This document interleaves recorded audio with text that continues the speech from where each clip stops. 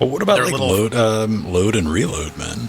They had some good ones. I do like the cover of like Turn the Page, the Bob Seger one. The oh man, weird story about that. But hey, what's going on, ladies and gentlemen, boys and girls? We are live. We are back. It is Saturday. It is something, and what else? It's time to talk about Metallica, man. Yeah, we're just winding up for a good. We're going to be talking about classic rock tonight. That's true. Did you have either of you, anybody in the audience, have you listened to that new Metallica song? Can't bring myself to do it. You got to do it. You got to do it. I had to do it. I had to force myself to do it, and I was like, yeah, that's all right. And I think I told Jordan this. I was like, apparently it did something, because later that day I was like humming the refrain. I'm like, all right, so. Oh, it's catchy. Okay, so it's a pop song. Pop song. Well, Metallica's the famous pop band. What are you talking about? There were a couple good ones off Death Magnetic. Like All Nightmare Long was pretty good, but like I don't know. Their heyday is long gone. It's not that they're incapable of writing good songs anymore. It's just like they're few and far between.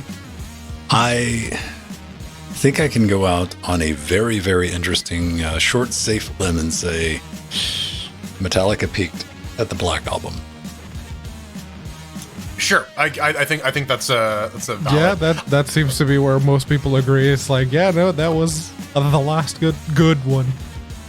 I would maybe take that a step further, and I would say that like, And Justice for All is really where the decline happened, but like Black Album has some really good songs on it. No doubt. Oh, what's going on? Definitely some of Metallica's most iconic stuff. Well, Enter Sandman, I guess. Enter Sandman, Yeah. the Nothing Else massively Matters. overplayed Nothing Else Matters. Yeah. The Unforgiven, personal favorite. Yeah, Unforgiven. pretty much everything else on that album. God That Failed. Don't try. Okay, actually, you know, I changed my mind. Yeah, Sad But True. Wherever they wrote. Anywhere I roam, where I lay my head is home. And listen, man, when you're a teenager, that shit's so easy to play, and it sounds so cool. Struggle Within, My Friend of Misery, Of Wolf and Man. Of Wolf and Man is pretty good. That's all right. Through the Never. Yeah. Okay, so you know what? I changed my mind. Black Album had some really good songs. And I will tell you, like in the '90s, when like Load came out, everyone was like curious because we got like pictures of the band before the album dropped, and they'd cut their hair, and like, what's this going to be about? And Yeah. everyone hated on it. Like, you did not want to be the person who's like, Load's okay, it's tolerable. Yeah. Okay, I can't remember. I think I've listened to King Nothing, and that's it. Offload. Yeah, because the maybe Until It Sleeps. Until It Sleeps, yeah, and like the Bob Seger one. Yeah, Turn the Page. Turn the Page. That was decent. Had a good video. That was Reload though, wasn't it? Could have been. Yeah. Okay. Memory Remains was on Reload.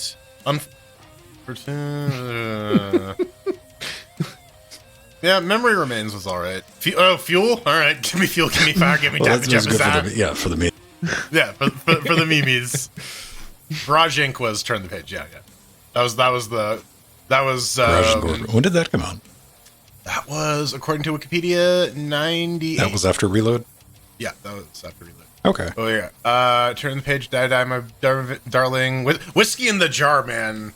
I remember. I think like that was a real good one. Yeah.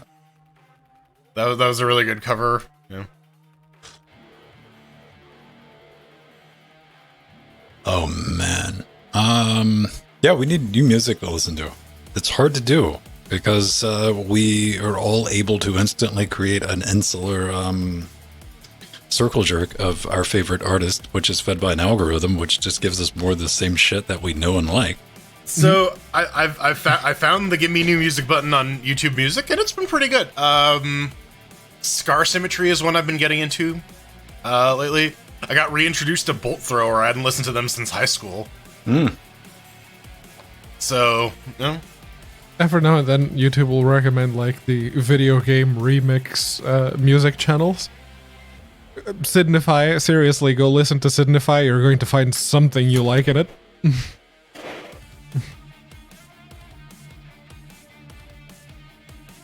There's tons of cool music. I just gotta find it. Gotta get exposed to it. It's hard to like passively get exposed to it, right? You're not just chilling out. You don't have a radio on. I do. That's because I know how to get the URLs for the streaming things of online radio stations, so I've just been collecting a playlist over the years. All right, young man, I'm talking about a physical radio. No. Well, unless you got the thing that's on the mantle there. BBC 1 through 3. Or what is it?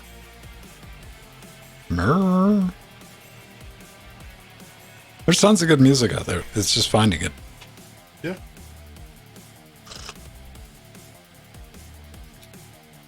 And I like so many different genres too. That's the other problem. Algorithms are not very good at saying, hey, you want to go straight from, grindcore, what the fuck ever, to, I don't know, jazz? Or swing? Grindcore to jazz is a pretty narrow pipeline, though, because you got, like, a lot of crossover there with, like, John Zorn and shit. But, like, yeah, but if you're going from, like, say, like, grindcore to, like heavy industrial or something, it's not gonna do that switch for you. Right. Not unless you have, like... And if you try to trade it, it's just going to confuse the shit out of it. Yeah. It's just going to recommend that one song that you listen to, and the other song that you listen to over and over. Oh my god! It like I'm trying to get it to recommend me different Korpiklani songs because it just keeps giving me Leven Polka, and I'm like, I'm like listening to other Korpiklani songs. I've like thumbs up a bunch of them, and it's like, no, you want to listen to No, Leven you want Polka. to listen to the meme song. This is why you should only get your current musical recommendations from ChatGPT. Slammer is my favorite band. Write me a new metal song. Metallica. Nutalica. it's yeah, Metallica with an N. Metallica. Yeah, man, I want like Nutella to have a Metallica cover band. Nutelica? Nutelica, yeah. Yeah, they just look like fucking Armus from Star Trek The Next Generation, but it's covered in Nutella. That's the title track.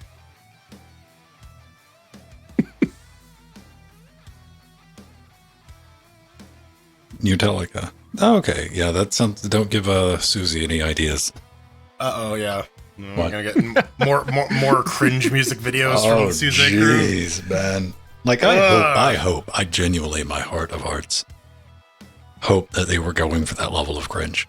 Right, like this is cringe by design and not cringe by like. Let's make somebody crawl under their desk. I'm just gonna like curl up into a little ball under my desk and never use Susie again. Oh boy. Yeah, no, the videos did nothing to change my opinion of Susie one way or the other, so... I'm like, oh, so they're literally all like Patrick. Got it. Okay. Makes sense. That there's the type. All right.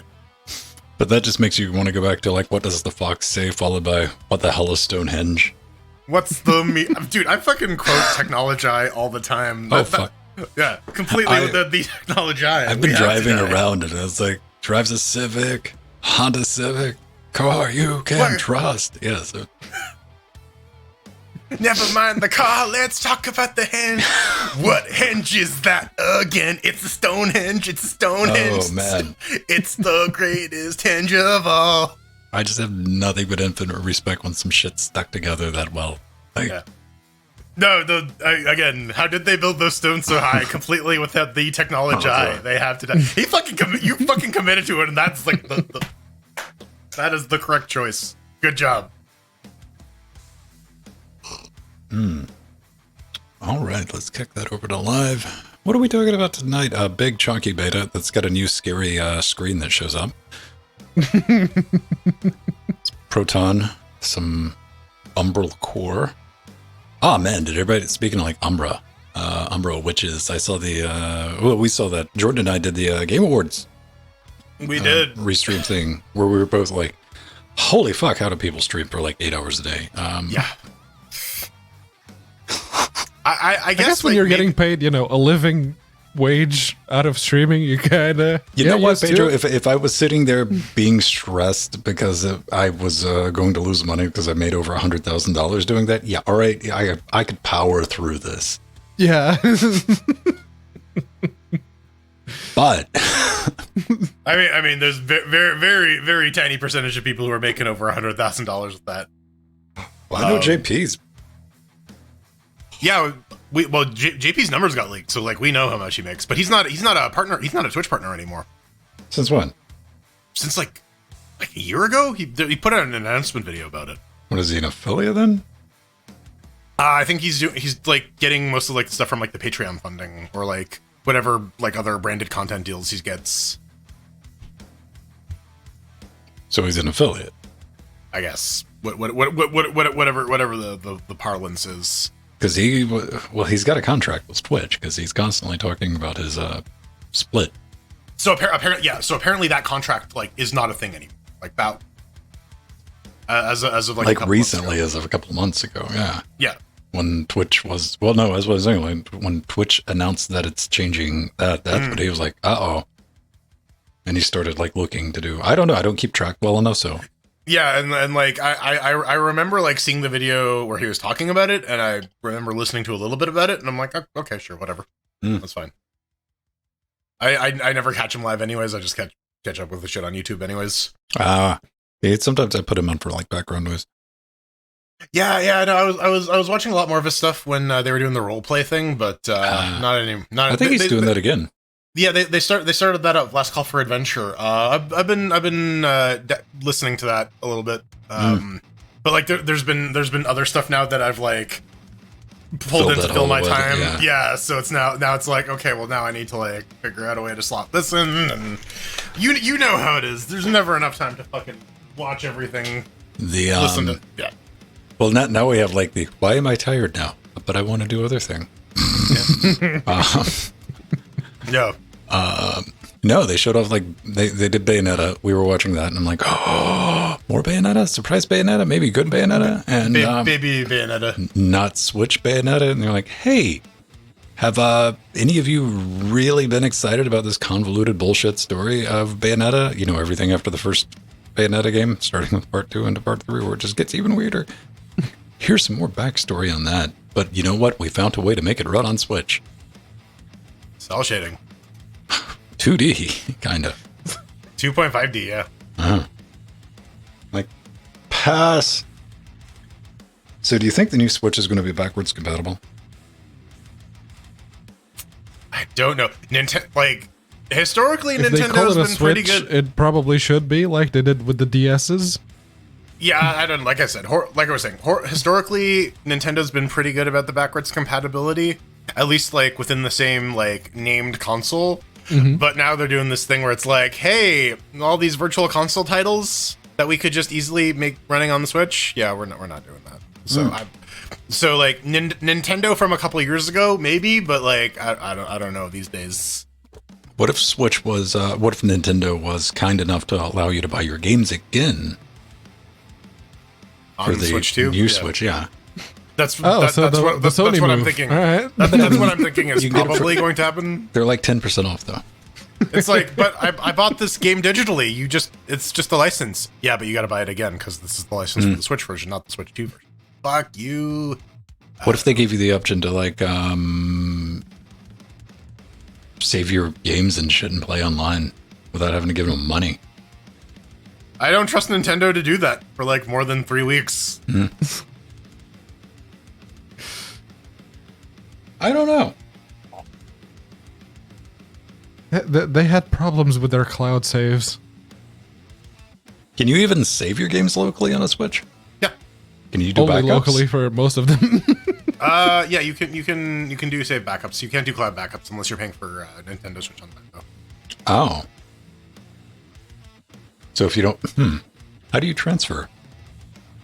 There's a thing for transferring like the entire local profile from one Switch to another. Mm-hmm. So you do that, and it just does like a Wi-Fi parent as a remote copy. Okay, here's what I was getting at. What do you do, like, oopsie, the Switch got run over by a reindeer?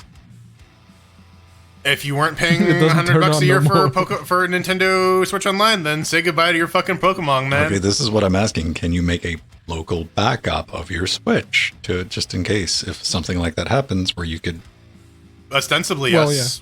If you've jailbroken your Switch, Oh. custom firmware will let you do that. Oh, okay. All right. Or no, even like the stuff on the SD card is like actually visible. You can copy it off and like manipulate them as files. But like, I don't know.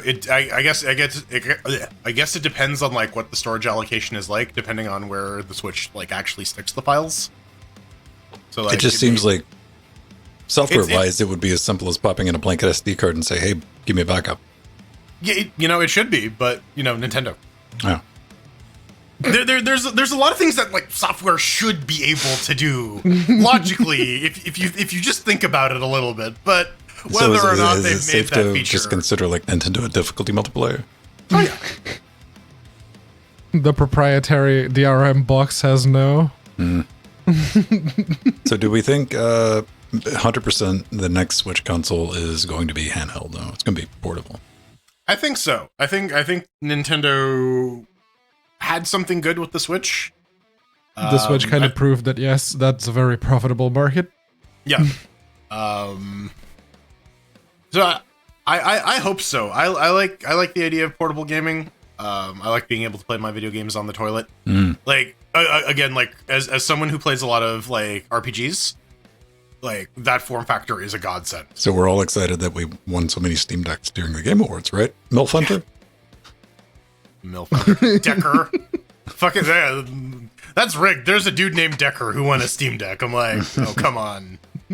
So someone's got their finger on the scale there. And people were being real paranoid that the numbers accounts were bots. It's like maybe, just maybe, that's the Steam ID for someone who's made their profile private. Yeah, no, we were talking about that, and It was like, erroring out. It was depending on like if you refresh the page, like when it did, it would change it back to a actual name. Like, Right.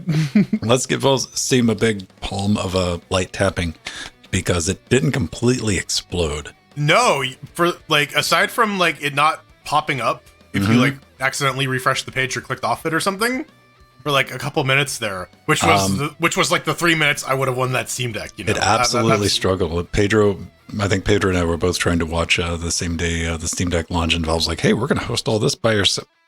They And literally they listed it eventually last gave time. up and went to YouTube. Where it just disappeared for the first 20 minutes. Like then eventually, it's like, fine. Joe, you didn't win a Steam Deck. I didn't either, and I don't think anybody that we would know. We were kind of keeping track of that. Jordan was keeping way better track than I was. I was like, come on, Burning Fool. Come on, Burning Fool. It was, like the every 2-minute update of like, fuck this guy. Fuck this guy. Fuck this guy. I hate you. I Or hate you. I hate again, you. Mir, maybe the account was set to private so that when the name popped up, people didn't go there to immediately creep on the ones who won the competition. No, their shit was busted. That's the explanation. Because it wasn't working for half the time, and then they fixed it, and then it worked flawlessly for the rest of the stream. For like, oh man, Well, I couldn't even watch the stream at first on It was Steam like itself. hour 2. So like, yeah, I don't know. My memories from that point are a little hazy because there was very much like a blood sugar crash. I was very high. That's like, God damn it. Okay, Armored Core. Okay. Death Stranding 2. I didn't know we need a sequel. Okay. Yeah.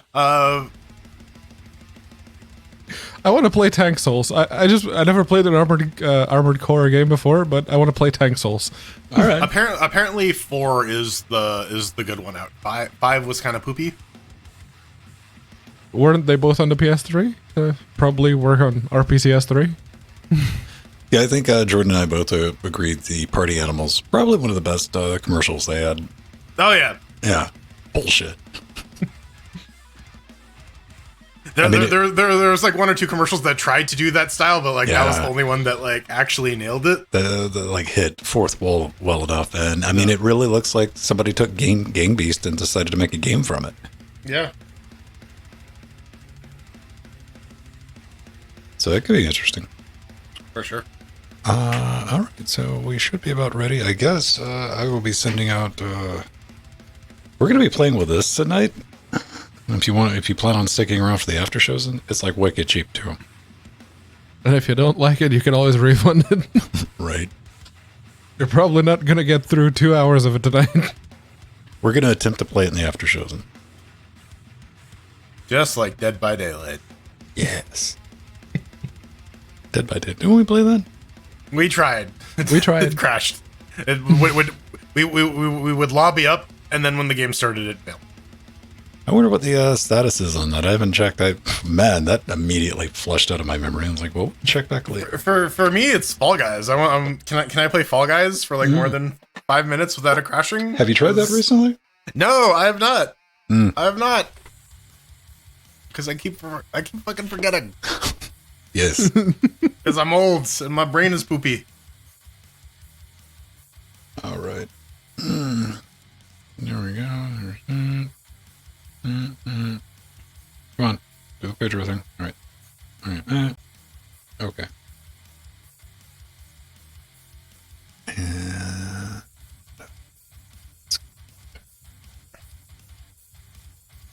What are you talking about, Michael? I think he means the brain, although it's a bit grayer rather than pink. What about Pinky and the brain? Have you ever cracked an Australian Open? I think not. Yeah, I suppose with them being upside down, all the blood's gone to their head, so it's maybe a little pinker in Australia. Sure.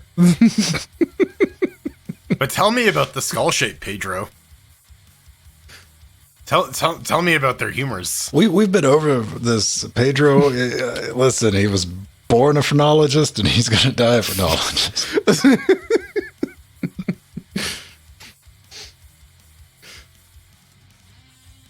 All right. This man has the skull of a serial killer. Put him away. I'm like, well, yeah. How do you think I got the skull? I chopped his head off. Yeah. It doesn't grow on trees, do they? The skull trees. Yes. Man, 40K would be a bit different if that was a thing. All right. We are ready to go. We are recording. Let's do the things. And welcome back to Linux Gamecast Weekly, the show that covers the latest Linux gaming news, reviews, how-tos, and most importantly, whatever the hell else we come up with. I'm Vin, that's Jordan, that's Pedro, and you at home helping us form Cocaine Voltron. 2 Canes, you know it, you love it. Ladies and gentlemen, what's up, what's new? Jordan and I, we officially co-streamed the Game Awards and stayed awake the entire time. We didn't poo our pants. Says you. I wasn't going to admit to it anyway, man. We enjoyed, what was it, like 2 hours of two and a half hours speech. Yep. And then the remaining 5 minutes of the actual awards. Yeah, a couple of trailers, and then that weird thing happened. And we're like, "What the hell?" And yeah, we were both confused and entertained. But what have we been up to? A couple of things I discovered. Valhalla finally released. What's it been, like 2 years, 3 years since something like that? Yeah, Assassin's Creed, their last Assassin's Creed game, which was just like, they'd gotten into a flow. They thought they were going to get away with it. And they're like, let's just do, swap out some textures. It's going to be the same game and all that. Somehow it doesn't run under Proton, but it's on Steam now. It's weird because, like, yeah, I streamed the first little bit of Assassin's Creed Valhalla doing the Uplay thing. Uh-huh. We're trying to figure out, like, what went wrong. And, like, I genuinely don't know. It must have been just an update or something. NVIDIA drivers, probably, because apparently it runs on Steam Deck. And by that, I mean, you can kind of make it run. I checked on Proton DB and all the normal hots. And they're like, hey, we're just going to wait for it. I'm like, whatever. It was on sale, so I went ahead and picked it, burned a heretic purchase on that because it's an Assassin's Creed game. You can fuck around. It's not going to be as bad as Odyssey, which was a perfect fuck around game. Right up until it got to the point where you could tell where the microtransactions were initially. I'm like, yeah, the system was designed to just get money from you. I'm like, I'm out. So maybe this one's going to be a little bit better. Looking forward to playing it. Also, I made Unraveled work with a controller. because I found the one other person online. Apparently one of the Steam betas did a thing, or at least it happened on my box, because I couldn't get controllers to work. It was one of the EA titles, which now work. Me and Pedro were talking about that in the pre-super shows. And if you go into Steam settings, controller, desktop configuration, see if it's empty. There's your little pro tip from your neighborhood old man Vin, if you've been having problems with getting your controllers working under Proton, because that just made everything work, and I did a little victory dance. Then I played Unravel for about 30 minutes. I'm good. Yeah, no, that's a typical sign of the Steam input not working properly in that game, and it's just picking up whatever desktop configuration you have. That Elden Ring, game of the year. It was that was one such game, unless you were playing it on the deck, because that's the only place that it does work properly with Proton. Again, clearly that's where the focus is. So yeah. Basically, the moral of the story here is just use Heroic Games Launcher, right? It's making just install Windows 11 on your Steam Deck. Right? Problem solved. That you won at the Game Awards, you Jordan, bastards. we couldn't even tempt fate. We made a pact to install Windows 11 on our Steam Decks. We did. No. The universe is like, no, because because after you're done, you're just gonna wipe it and install Linux on it. So we it was all true. What about you, Jordan? What's up? You anything new? Anything exciting? Nothing really new in like the fucking 2 days since we've last spoken. What about for all the people listening on a Monday? What about for all the people listening on Monday? Did a thing happen? I don't know. I don't think so. No, my week has been very dull. I'm crawling out of under a mountain of work. Yeah, pass. Pedro, what, you tell an exciting story. What did you do? Did you kill anyone this week? Did you have any new strange skulls to add to your collection? Well, I didn't kill anyone that I'm aware of, but I did get into drinking again. I've been put in charge of drinks for the holiday festivities. So I bought one of those cheapo Amazon shaker sets. How did that conversation go at the house? Nori's like, Pedro, you're an alcoholic. Here. It was mostly like, you're the one who's worked behind the bar out of everyone that's going to be involved in that, so you're in charge of the drinks. Okay. Ah, yes. Try my new cocktail of whiskey and more whiskey. So, yeah, no, I bought the shaker set, and then Nori, she baked something for a university event that they were doing, and there were some egg whites left over, so we had a couple of days of just making whiskey sours because I like whiskey sours. So do yeah, those have egg whites in them? Yeah, that's how you make the foam. Okay. It's really good. I made one. I took a picture. I put it on Discord. It had yes, and lemon juice and some bitters. Yeah, that's just whiskey sour. So what did the you syrup? I guess. No yolking around. No, man. I need to know what happened to all the leftover whiskey. It's still there. It's still in the bottle. There's like half a bottle left. But yeah, no. It's the quick review of the cheapo Amazon set.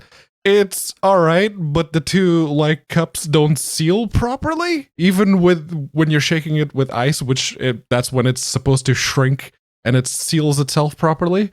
It doesn't seal properly at all, so don't buy that one. Maybe buy the slightly more expensive one. Well, we're never going to survive unless we get a little crazy. I don't know, man. Something you shouldn't buy at Amazon, but I will throw it out there as a pro tip. I was talking about this in previous super shows. I was not today, it was like three days ago, year old. Microfiber towels exist, kids. Just think about that next time you're trying to clean up a body. Just pro tip. Kind of like the horse. If we'd had one for the horse, you know how much easier it'd be to move it around? It wouldn't leave like that smear. Yeah, it would probably smell a lot less worse too. We could finally take it to like the horse smear cafe, get a nice little coffee, horse smear or spa, get a little massage. It's the Steam Linux update. And yes, there's a big beta. Big beta. Well, not really, but it is bigger than the ones we've been getting lately, which Marketing. is just a couple of entries. Steam. Come on. Yeah. But yeah, this one, there's one specific Linux fix, which is fix a crash on Linux and lib audio. Yeah, no, that doesn't sound particularly bad. In fact, it doesn't sound at all because that particular bug that they're fixing is what caused the in-game overlay to crash when you took a screenshot. You know that little snapping sound that it would make whenever you hit F12? Yeah. That was crashing the overlay entirely. That's my favorite sound. I named him Jeffrey. So, yeah, it's... most people who ran into that have now disabled that sound. You should be able to re-enable it again if you really want to. I just keep it disabled because, I don't need the little sound when it happens. All right. Show of hands. Like, if you take a screenshot and that sound was on and it caused it to crash, would you blame the sound? I'm like, no, that's probably Proton or something else. Yeah, no, I had no idea. So I went looking on the Valve GitHub like a month ago, and there was already a thread started about it. It's like, yeah, that's lib audio that's crashing. Oh, all right. Okay. Interesting thing to learn. Another thing I had a shock about. I think on Friday I went to start Trackmania. Come hang out, play Trackmania with us. Track.linuxgamecast.com. No, filthy.linuxgamecast.com. There we go. More marketing. We've all run into this, and I know Jordan and I loathe it with special passion from Team XFCE. Of you click on, and it gives you a little menu. It's like, hey, do you want option 1 or option 2? And you click option 1 and it falls behind the OK button. You're like, gee, come on, man. Come on. They've updated that menu. So if you have a couple of different launch options, it's like a nice, stylized UI interface, and you got a scroll wheel in case you need it. But most importantly, the game we're throwing chairs at has that. It does. It's got plenty of options, and you can even tell it to remember your selection. It's got a checkbox. I like that. Click on that, and you're like, "Fuck off!" Permanently. How do you undo that though? It's in the drop-down menu and properties. Yeah, okay. Just right-click properties. Good to know. Good to know. Because otherwise, you're going to lock yourself into an option that maybe you didn't want. Until I read that post, I was like, because this is going to be like some control-shift, wiggly squiggle. All you got to bring up the developer console in Chrome. Yeah. In old Steam, it used to be hold down Shift and click the launch button to give you the launch options. But yeah, no, they've now given people the option to remember that. Thank you. That's brilliant. Usability. That's going to save so much time. Now on the desktop client, since you're listening, because we're praising you, give me a tick box for Mango Hut. Okay. And fix the controller rebinding options for the new controller UI while you're in a game in the overlay, because that window just stays there frozen. And then you exit the game, and the window is still there, frozen. So you have to force kill it. Pedro. You know what, Valve? Because you're listening, don't do any of that stuff. Just send me a Steam Deck, and I'll praise you forever. That's it. That's all you need to do. Preload it with Windows 11. I'll pay shipping. You better. You better. I will throw it out if it comes with anything other than Haiku or Windows 11 on it.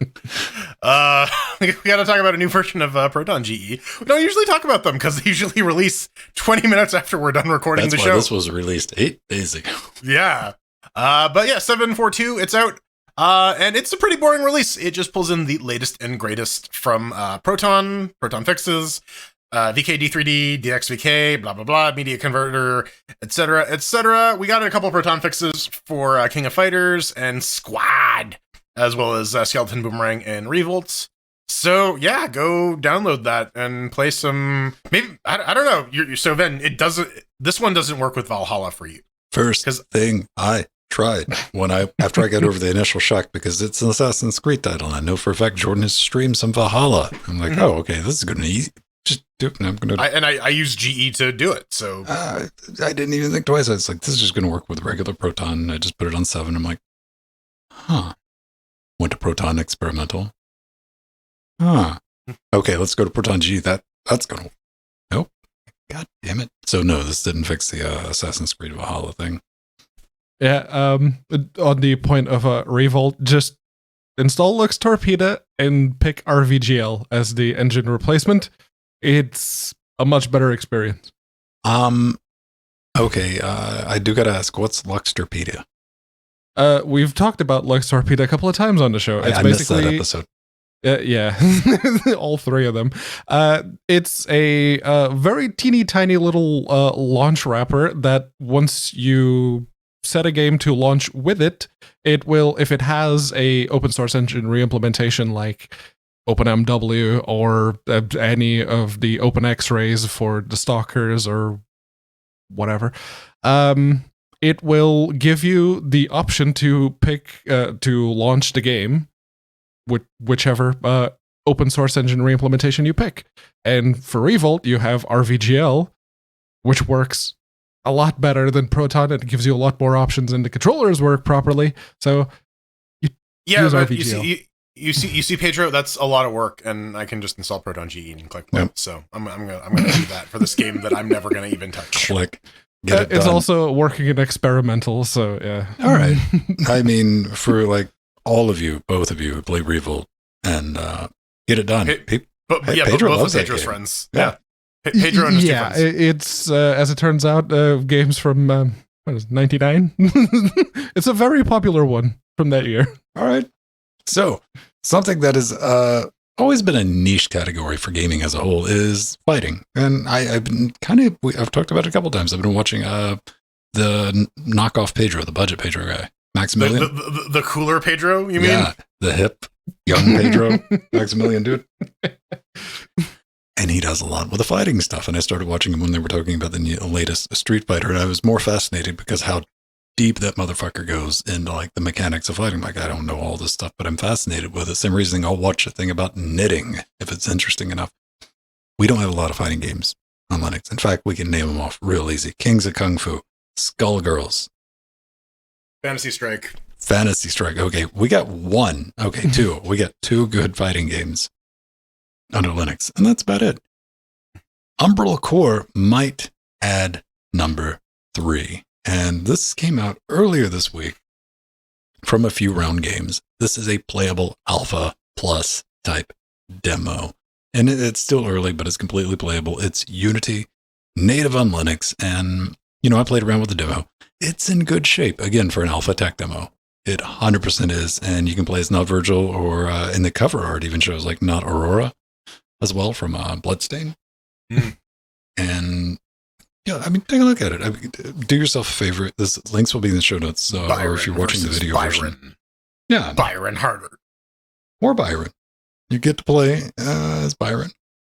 More Byron. You have the one character and his that twin is brother pre-alpha, Byron. so yeah, fair enough.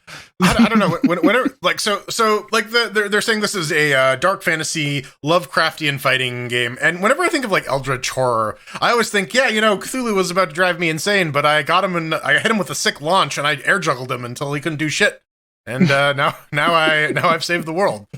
I don't think it's probably going to go like that, but whenever you try to like mash up like fighting games and Eldritch horror, that's the kind of dissonance you're going to create. But I don't know, maybe they can make it work. I look forward to it. There is the demo. Just go ahead and grab it. They got a Kickstarter. I'm going to talk about that in just a minute. Let's see what our system requirements are. Ubuntu 18.04, recommended 20.04, 10 gigs of space. So, and a 960. So this is not going to require too much to get up and running. But what do they need from the people?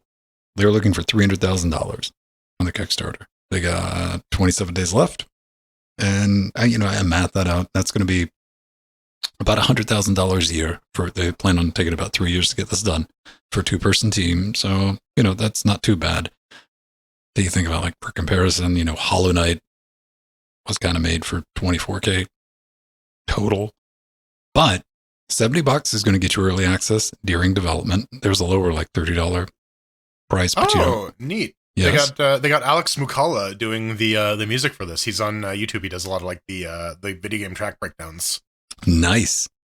And if you want plan release 2025. Now they are worried. They even point this out in the Kickstarter. They're like, the only thing that we're really concerned about is slippage, because they both have full-time jobs. This isn't going to be our full-time job. We're going to be honest with you about that. And it could fall back.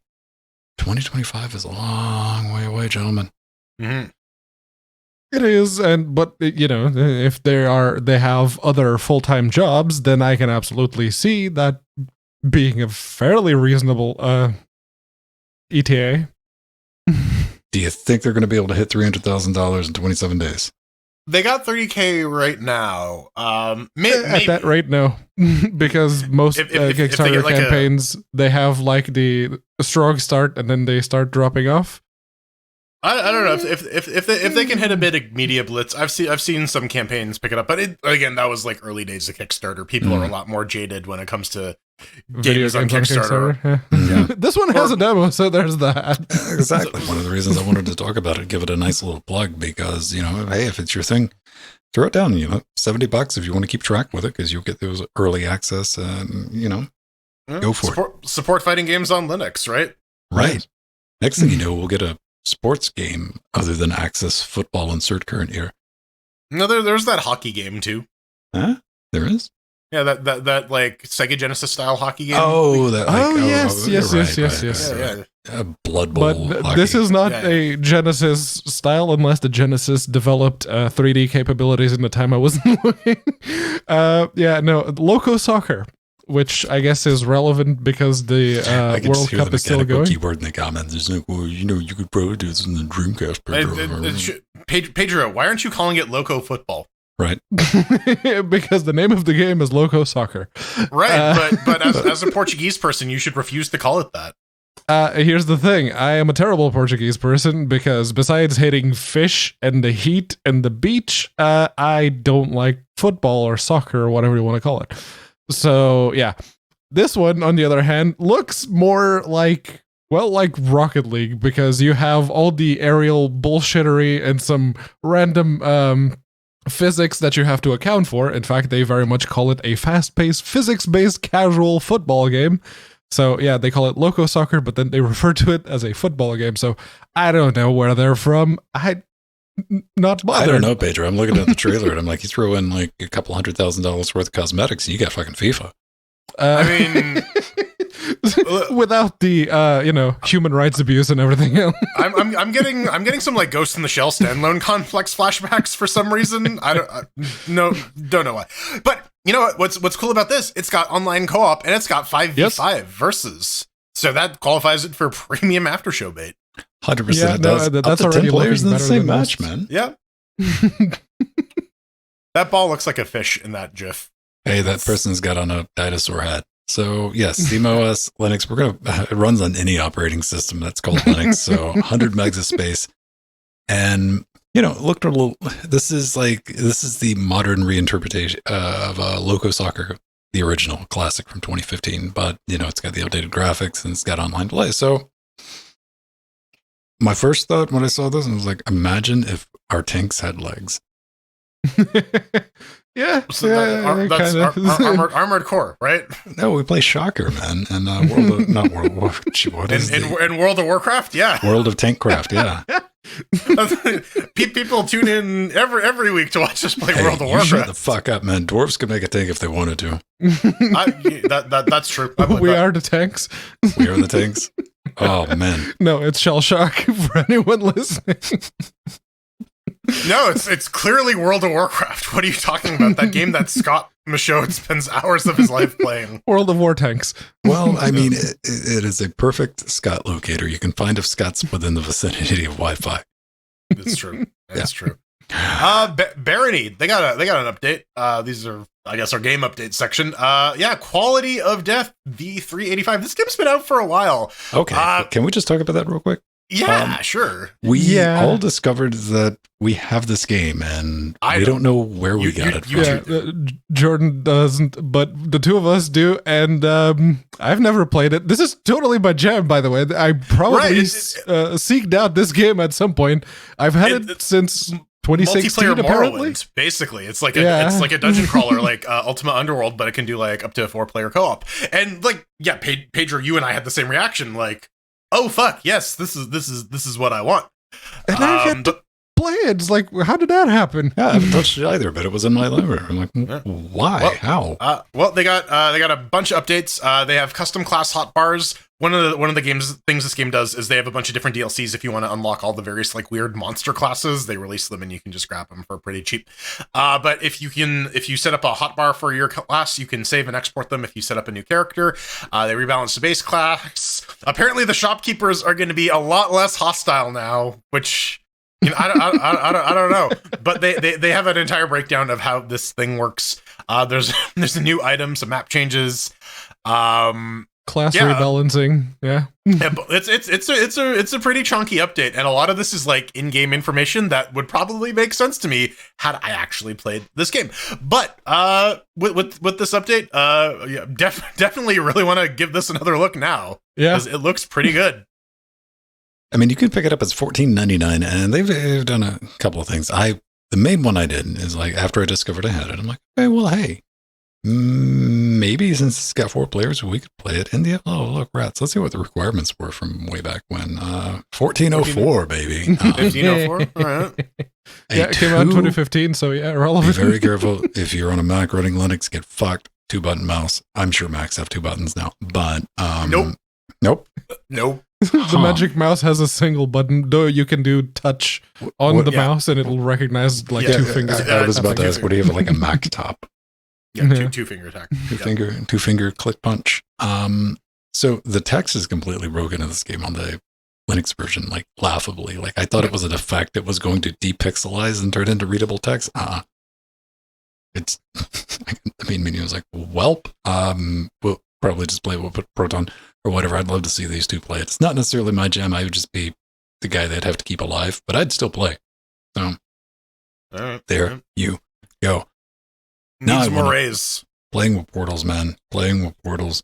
Portal RTX is available. It's out. It's not Linux native. It's got mixed reviews, but it's fucking free, and I want to talk about it just because I think it's a little bit of a victory lap just for Proton itself.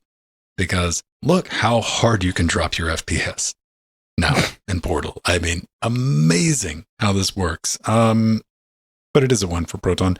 I played it on my 3060. It was able to crush this with a mind-melting 56 to occasionally 62 if I was staring at a corner with nothing shiny on it at 1080p with the DLSS set on balance and ray tracing on kind of medium. You could kind of tell some things were ray traced. It didn't look like this shit. I'm just going to say that. Even this looks a little chuggy at times. Yeah, it didn't look quite this good. Because this is path traced like the Quake 2 RTX was instead of just ray traced, which is a lot more intensive. And on the 3060, I mean, it technically worked. And I've been over this multiple times. Sold on DLSS. And on the AMD side, I'm glad they're doing the FSR. Right? I mean, that technology is Scandinavian witchcraft. RTX from day one with the launch of the 20 series. I'm not terribly impressed. Oh, look, there's reflections in the puddles. This is like walking into a puddle gallery. Okay. This was my playtime of like walking around and putting a box next to a light source going, yep, that's doing the light thing. That's pretty neat. Then it crashes. So yeah, that's pretty much my. You got further than I did. Yeah, you tried to play with one of those AMD cards, didn't you? Yeah. I threw the 6700 XT at it, and the first thing I got was a little error box to say your GPU is not compatible. Oh yeah, no, I had that with the Quake 2 RTX. So just drop a radv_perf_test equals RT into the pre-launch options, and it'll get past that error message, and then you see the little overlay indicator at the top to say that the NVIDIA Remix overlay is available. Cool. I skipped the Valve intro screens and the NVIDIA Lightspeed Studios intro screen. Gets to the loading screen and it crashes. Okay, I guess we're not playing Portal RTX. Yeah, although some people on the deck had moderate success. They were able to launch it, but half of the textures didn't load, and the camera was incorrectly positioned inside the character model, so you could see some shell outlines. Yeah, I mean, like, it was always going to be one of those things of like, yeah, this is an NVIDIA product for NVIDIA to show off the cool NVIDIA stuff, so it's probably not going to work on your Intel Arc GPU. I can't even play it on my peasant 1080 Ti, because I remember what happened with Quake 2 RTX. It was a very lovely slideshow. But like, yeah, I don't know. The trailer to me made it seem chuggier than usual. This is a neat little technical experiment, but I don't know. I can't fault them for not putting this out on Linux though, because like OG Portal and Alien Swarm were like the two Valve games that never made it over to Linux. I guess technically, Alex is also on that list. But yeah, also I have my doubts that Lightspeed Studios would be able to like program something to work with Linux. So wait, OG Portal came out on Linux. It was Yeah. Left 4 Dead that didn't. Yes. Oh, was it? Okay. The first Left 4 Dead. The first Left 4 Dead. But everyone, if you bring that up, they'll remind you that all the levels are in Left 4 Dead too. So you need to be quiet. No, you should be playing Back for Blood now. What, Grandpa playing Left 4 Dead 2? You joke, but they're getting ready to drop the new one. All the new areas. We got more of that to come back and play. Looking forward to it. Can you tell? Oh yeah. Needs more trading cards. All right. Well, coming up next, I'm gonna try and get this fucking fog machine behind me working because I plugged it in and it's not heating up this time around. So I'm gonna go check that out. But let's turn your PlayStation Classic into a Roland MK2. Why not? Beep boop. Next. Like I'm lying like it's on. I hope this doesn't catch fire. The light isn't coming on, so I'm like, I'm gonna go check. Lofty goals, man. Lofty goals. Maybe not fire? Sometimes fire. But it's a smoke machine. How can you tell? Ooh. Deep thoughts. Pedro Mateus. Saturday nights here at LG's. Well, I guess the smell would give it away immediately. I don't know. Do they make melted plastic essential oils? Yeah, so for those people who cut their teeth working where it always smells of warm plastic, that essential oil. Do you want your house to smell like you fucked up something? You want to get into a room and immediately panic and go, oh shit, what's on fire? That's what I'm saying. I mean, they make like the liquid acid joke spray oil. They need one for engineers called Liquid Oops.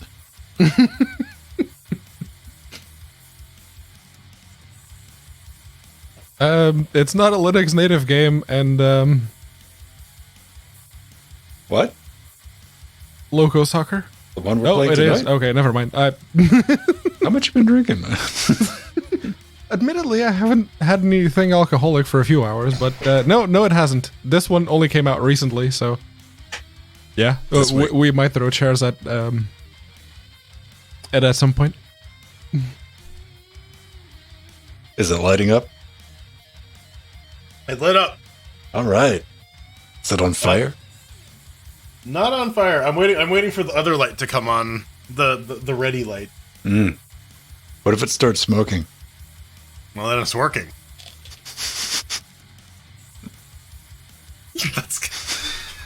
I mean, How could you tell, bro? it's an excellent question. Ah! All right. Okay, so we know the smoke machine has something to do. Bitch, you think you got audio gremlins? Yeah, you haven't tasted this until you brought a smoke machine in the studio.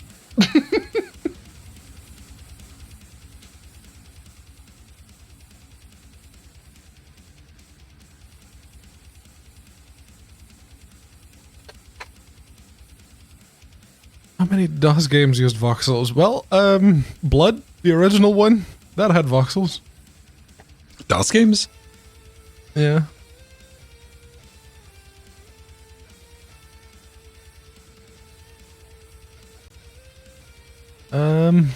Yeah, Blood, there it is.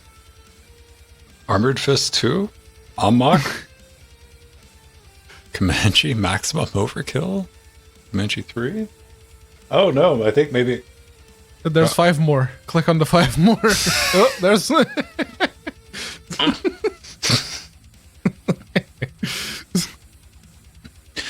me just tell you, that was frightening to look back up at the bottom and go, oh shit, oh, wait, right.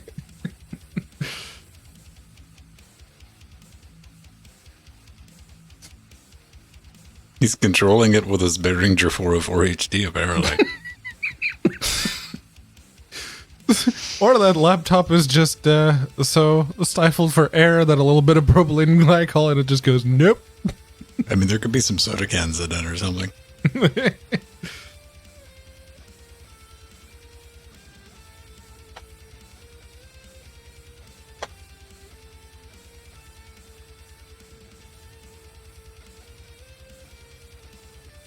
I just got it muted until I see some, like... Thumbs up.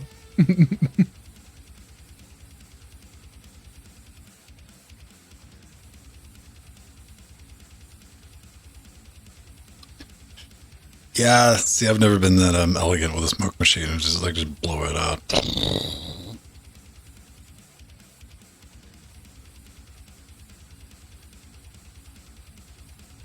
There's a thumbs up. All right. Yeah, the UMC, it's acting up today.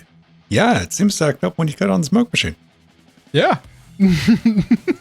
Maybe it's a power draw thing, you're right.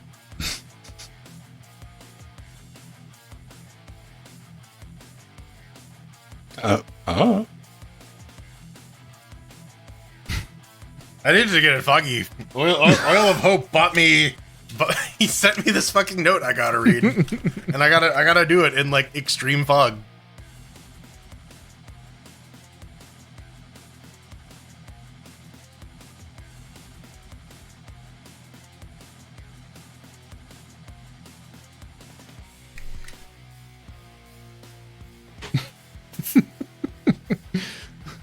The key is to not have a smoke detector in that room and keep the door closed. Yeah.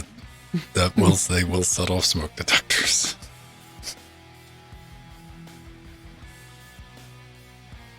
Someone actually set off the fire alarm Vaping. in the office while vaping. Yeah.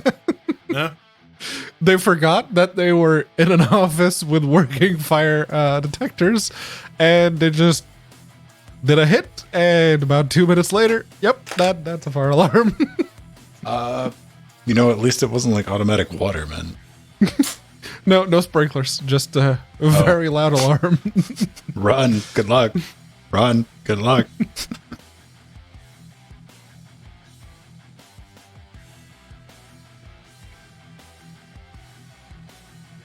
No, see, that's what they need. This is what Pedro and I were talking about. They need, they have like liquid smoke. That's what they need, like liquid melted plastic essential oil. Mm-hmm. So it can smell like,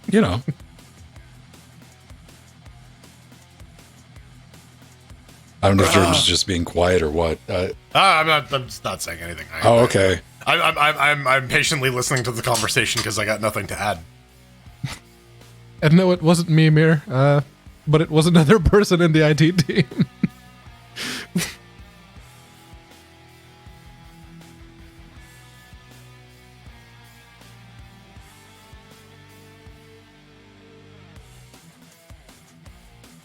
I thought the established term was vapors. Vape bros.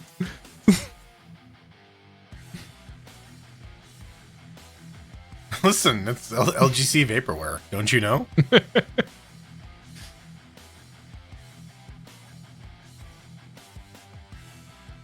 Yeah. Would it be possible to? No, I guess. I'm just thinking like everything I keep thinking about with the smoke machine is like potentially lethal comes up. Yeah. Can you fill it with ammonia? What was that vape flavoring that turned out to be a little more carcinogenic than initially recommended? I don't know. Cinnamon? I think it was the cinnamon one. What's that? I think so. I think it had to be pulled from the market. I think it was the cinnamon one. It wasn't like cinnamon flavoring then, because I use it. Well, no, it's not cinnamon. I use peppermint. Let's see. Vape flavor banned cancer.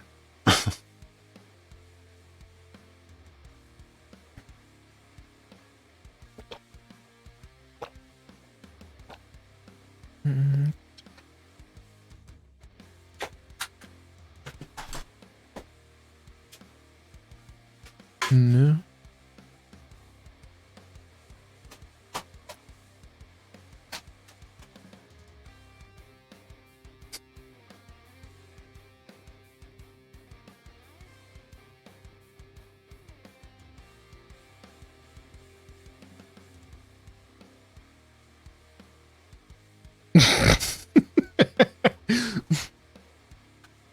Now, can I put the headphones on?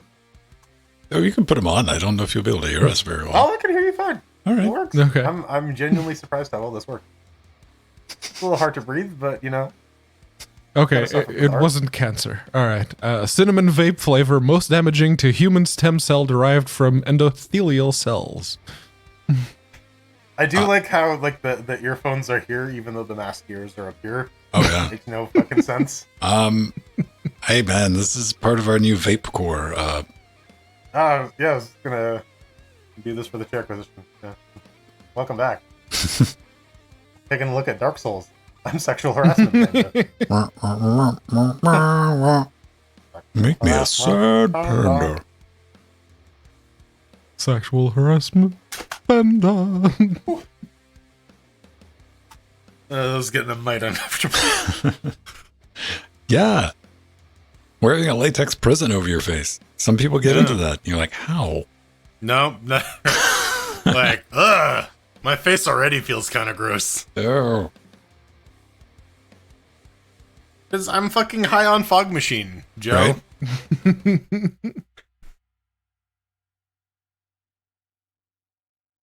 Definitely not this stuff. Because it's like 90% CBD and nothing else.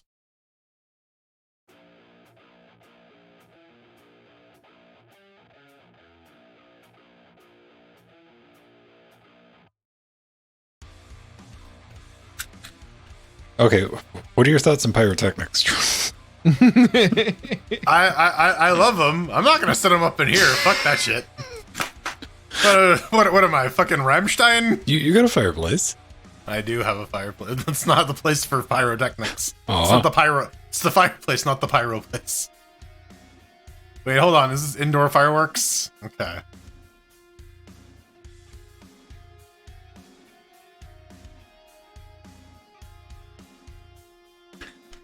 Well, I mean, safety. There's no safe pyrotechnics. There's a minimum safe distance for pyrotechnics. There is.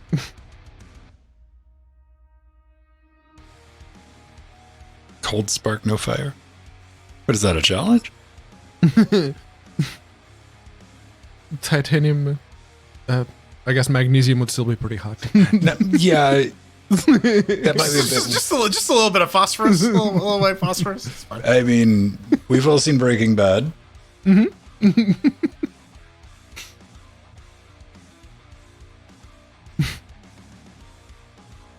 Listen, just because you get nerve damage, man, quit bragging.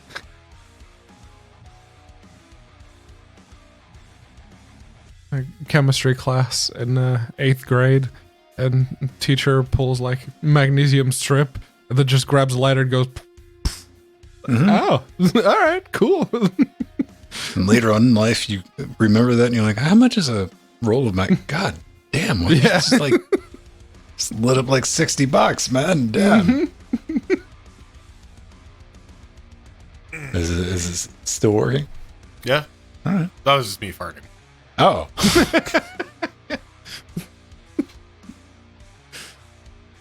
I'm fighting this chair. I Do you need a one new more- chair? Yeah, I do need a new chair. I'm waiting one more paycheck, then I'm gonna pull the trigger on it. Is there one on your wish list? There is, but I have a better one in mind. So don't buy that one, everyone. Don't buy that. I mean, if you want to pay $170 Canadian for an office chair for me, that I guess it's in stock now. I mean, is that like outrageous? Not really, no. Hmm? The one I was looking at was about $300. Oh. Why don't you get like one of those Herman Miller chairs that all the kids love? The Logitech Herman Miller one, that's like $5,000 US. No, I want the one with like the fucking scorpion tail with like the 3 monitors embedded in it.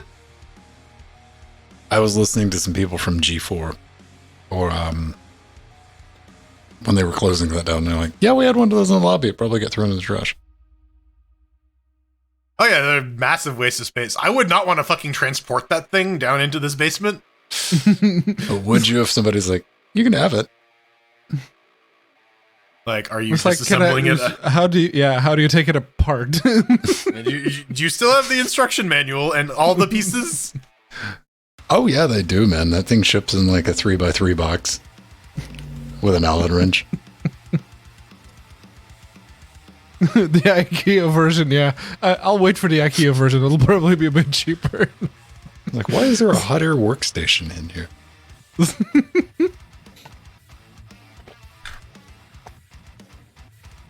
Man, I really wish they'd make more electronics like in kit form, like good stuff though. Like I'd try to build my own monitor. There's that subscription service that you get a box, and some of them have electronics. You can build your own headset. Mm. In space, no one can hear you in space. Well, I found a couple of companies that do it with like, you know, audio stuff and like microphones, but by the time you buy the kit, it costs as much as just buying the whole thing. I'm like, what's the point of this? The DIY-ness of Yeah, it? the experience. I'm like, yeah, no, I can pay somebody for that. Like, Well, I mean, I think that's the thing though. Like part of the problem with economy of scale is like, yeah, if I want to sell you the parts, as opposed to like the parts and labor like for 1,000 units or whatever, that's a different pricing dynamic. So, all right. Yeah, let me get something to drink. Well, we're going to do an incredibly short news segment, yes. and Jordan is going to smoke everyone out. Yeah. And probably trigger the whatever is happening with his audio again. I've been testing it actually. Doesn't seem to be interrupting it, does it? Poke it again. Keep on. Yeah.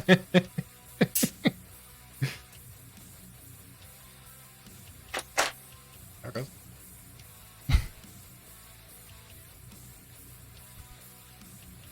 My little car starter fucking. Yeah, no, that's just straight up a car fob. Yeah. Yep. Got lock and unlock.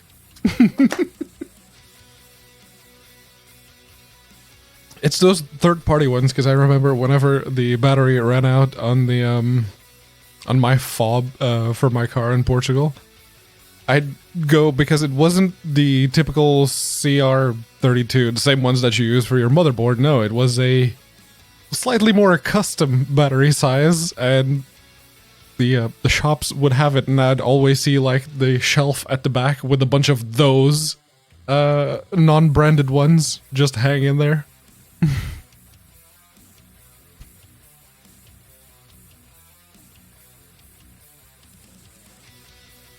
Possibly.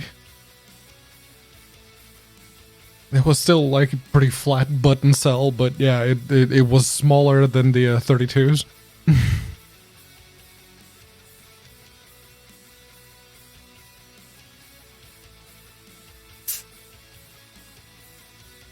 I guess they'd need to be a bit smaller if you're going to, because the fob for my Mazda was the key, so, and the electronics were just the bottom bit.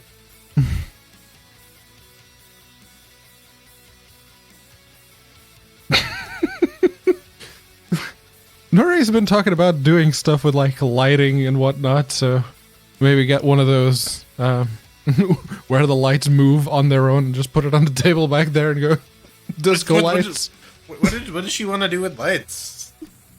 I don't know. She gets weird ideas every now and then. Creative person that she is. And she was talking about like getting pictures or create some weird lighting effects. So I don't know. When it comes to that stuff, I trust her because she's very, very talented. So yeah. Yeah, no, I have to keep trying to dissuade Lonnie from trying to get a 3D printer. That's what she wants to do with her creative endeavors. Like, no. See, if Nori asks me for a 3D printer, then then the only excuse I have left is like, and where do we put it? Because those things are not small, and this is a tiny ass apartment. Well, where do we put it? Not just that. Where do you put all the shit that you make? Yes.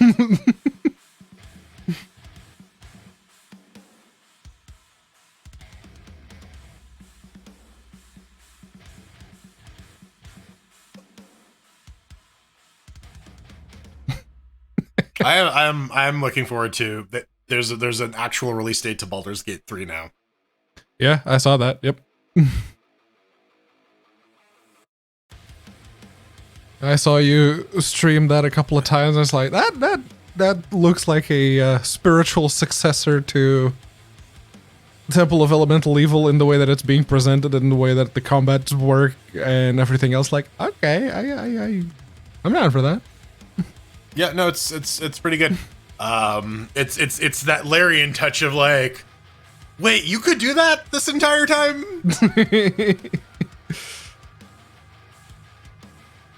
All right, I gotta urinate. Yes.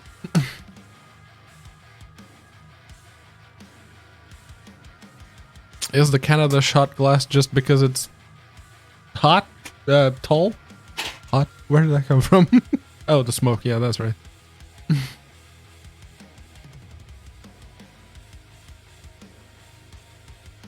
That drink is called Hornitos.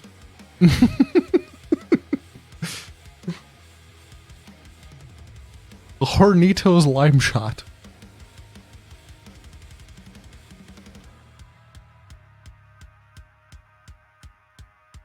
Is that a bread maker?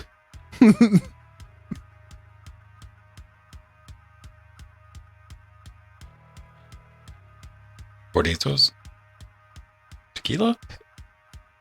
Possibly. This is lime shot. Maybe tequila. Maybe, let's see. Fresh lime. Oh, agave. All right. Tequila. Yeah.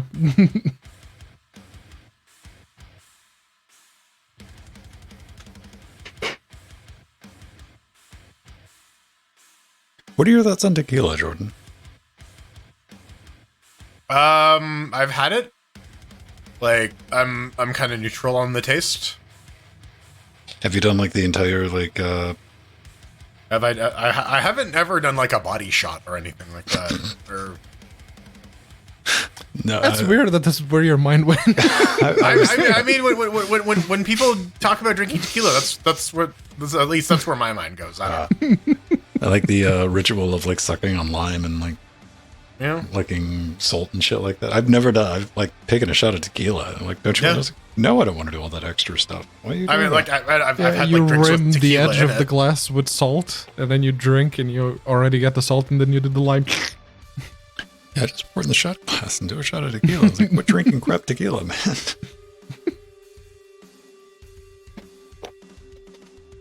And then mix it with red Kool-Aid, like Joe does.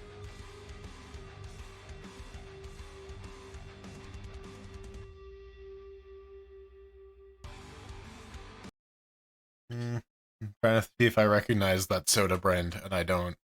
Squirtle? Squirtle? No, that's That's a Pokemon. I don't know. yeah, fucking Squirtle, yeah. Yeah. I mean, you know, okay. Oh, officially licensed Nintendo Pokemon shot glasses. I don't know if they That have would those. sell. I don't know if they have those because they're pretty keen on like, no, this is for children. Yeah, that's why I had to throw official. Yeah. Yeah, because we know the shot glasses exist. Squirt soda.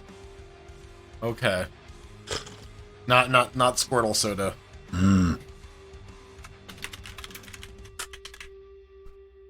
I'm sure back in, the 70s or the 60s, whenever that was made, 30s. Squirt was perfectly harmless. Or was it, Pedro? Or was it?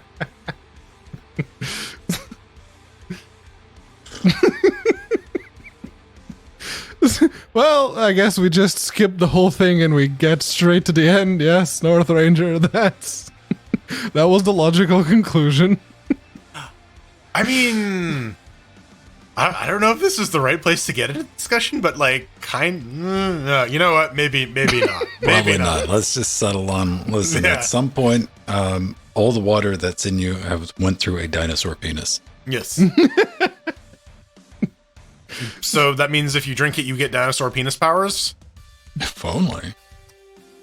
I don't think I can stand that erect. Erectosaurus, baby. Yeah. Tyrannosaurus erection. My Brontosaurus boner, baby. Gotta get traction. What's that? My Triceracock. All right, everyone. We are going to do our new segment. Corona. Bud Light, Squirt, Corona. I guess we're just seeing what's inside Joe's beer fridge. Hey, man. It's got blue LEDs in it. You know it's legit. Is that Clamato? Needs more RGB.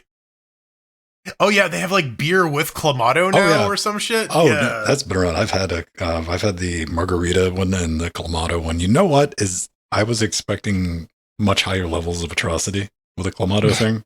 I was like, I could choke these down. But that is like animal byproduct in there. Can you eat that or can you drink that? Because there's animal like clam byproduct. Yeah, clam. The clam in Clamato. It's clam juice. Oh, well, that was the Bloody Mary one. I don't know if it was called the fucking. Don't know. Yeah. Lime and some salt. It's got tobacco in it. What was the is Budweiser, right? Budweiser? Who does what? The what is it? Chelada. Clamato? What?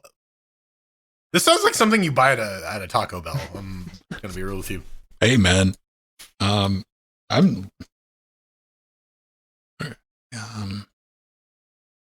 Bud Light Chelada.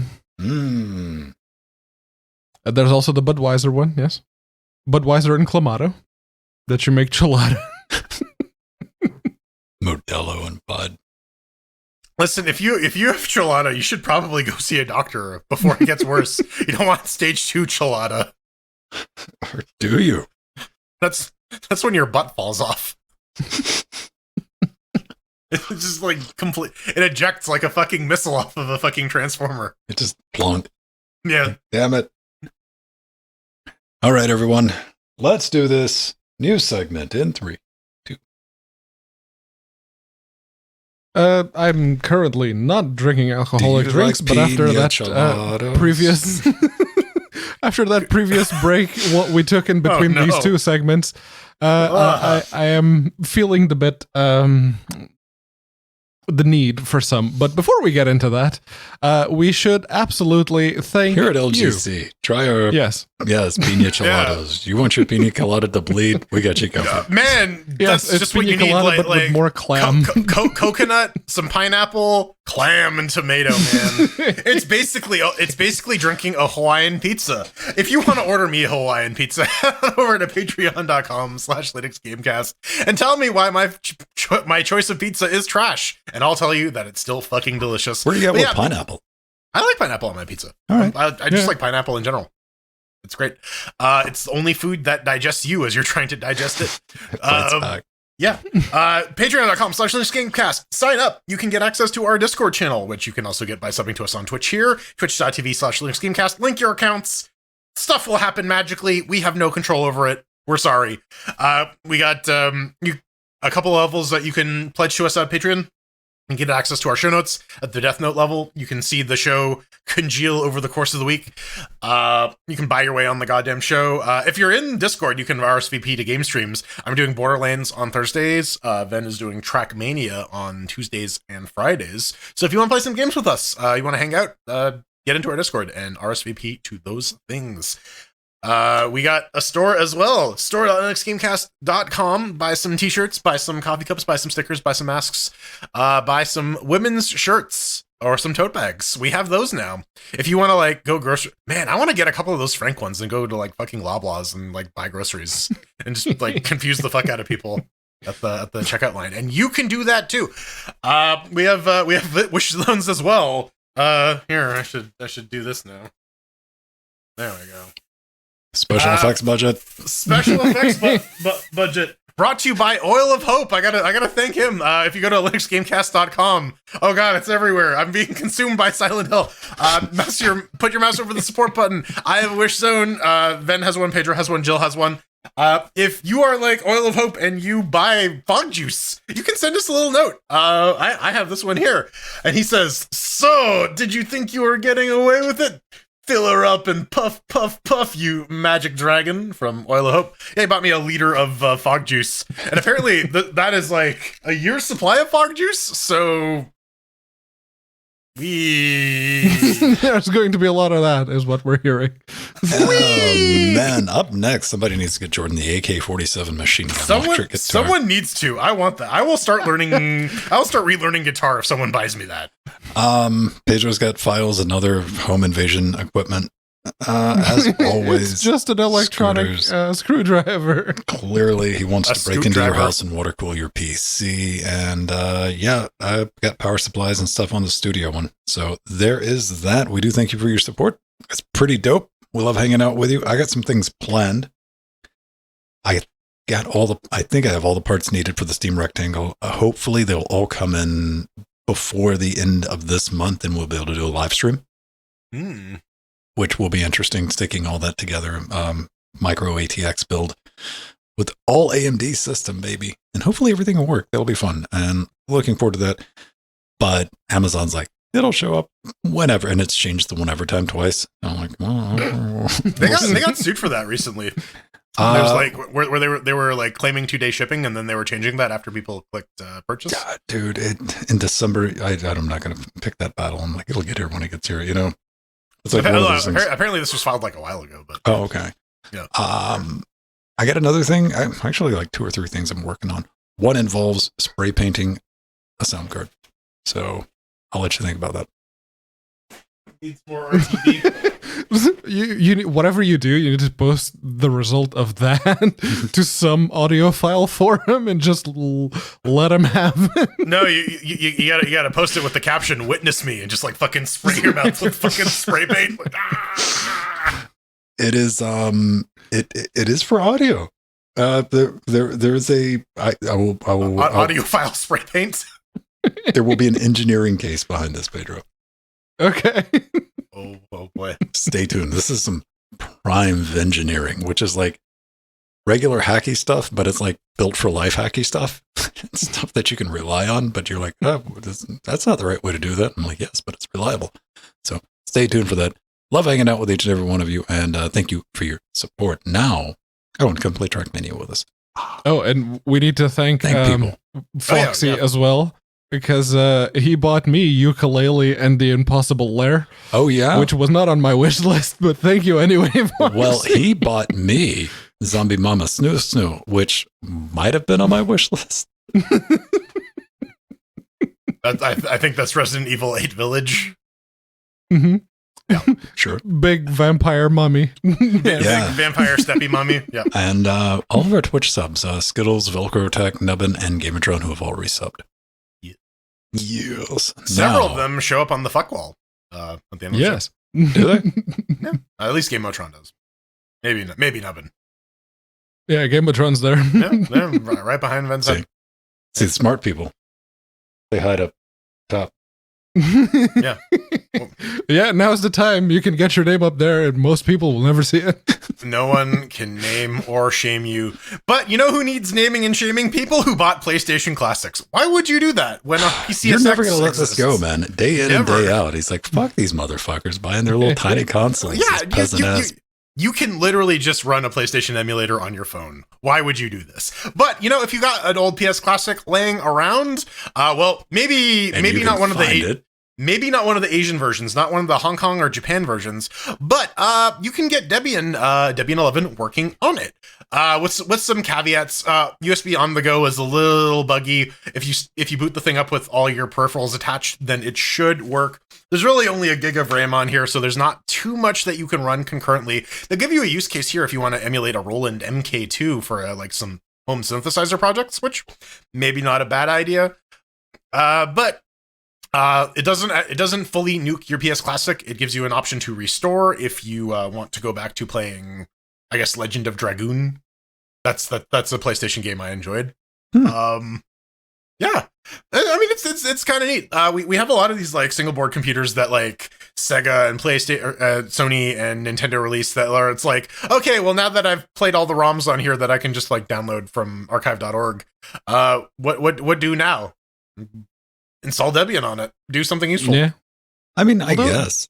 They're using LXQT on that very, very slow ARM chip. Use LXDE or just OpenBox. Also, Conky doesn't need to be running. Stop including Conky out of the box, please. How Hey, dare guys. you, man? If you jumped on that mini, those things were hot for a minute, right? Everybody Yes. had one. Nintendo had one. Yeah. Sega made one. I mean, Sega's still making them. But, here's the thing, though. It's $8.35. And these things were cheap. You can probably buy one on eBay. You can find one at a consignment shop for like $1. Maybe you want to play around with the proprietary drivers provided in the stock firmware. Complete train wreck. So they only like partially work on Wayland. Just keep all this stuff in mind. And Jordan said there are some issues with USB, and by that he means they're nearly completely unusable. So A little bit. you're going to max that resolution out at 1080p. And the guy even says, this is complete proof of concept. I'm not going to be doing any additional work for the foreseeable future. I just wanted to see if this could be done. It has been done.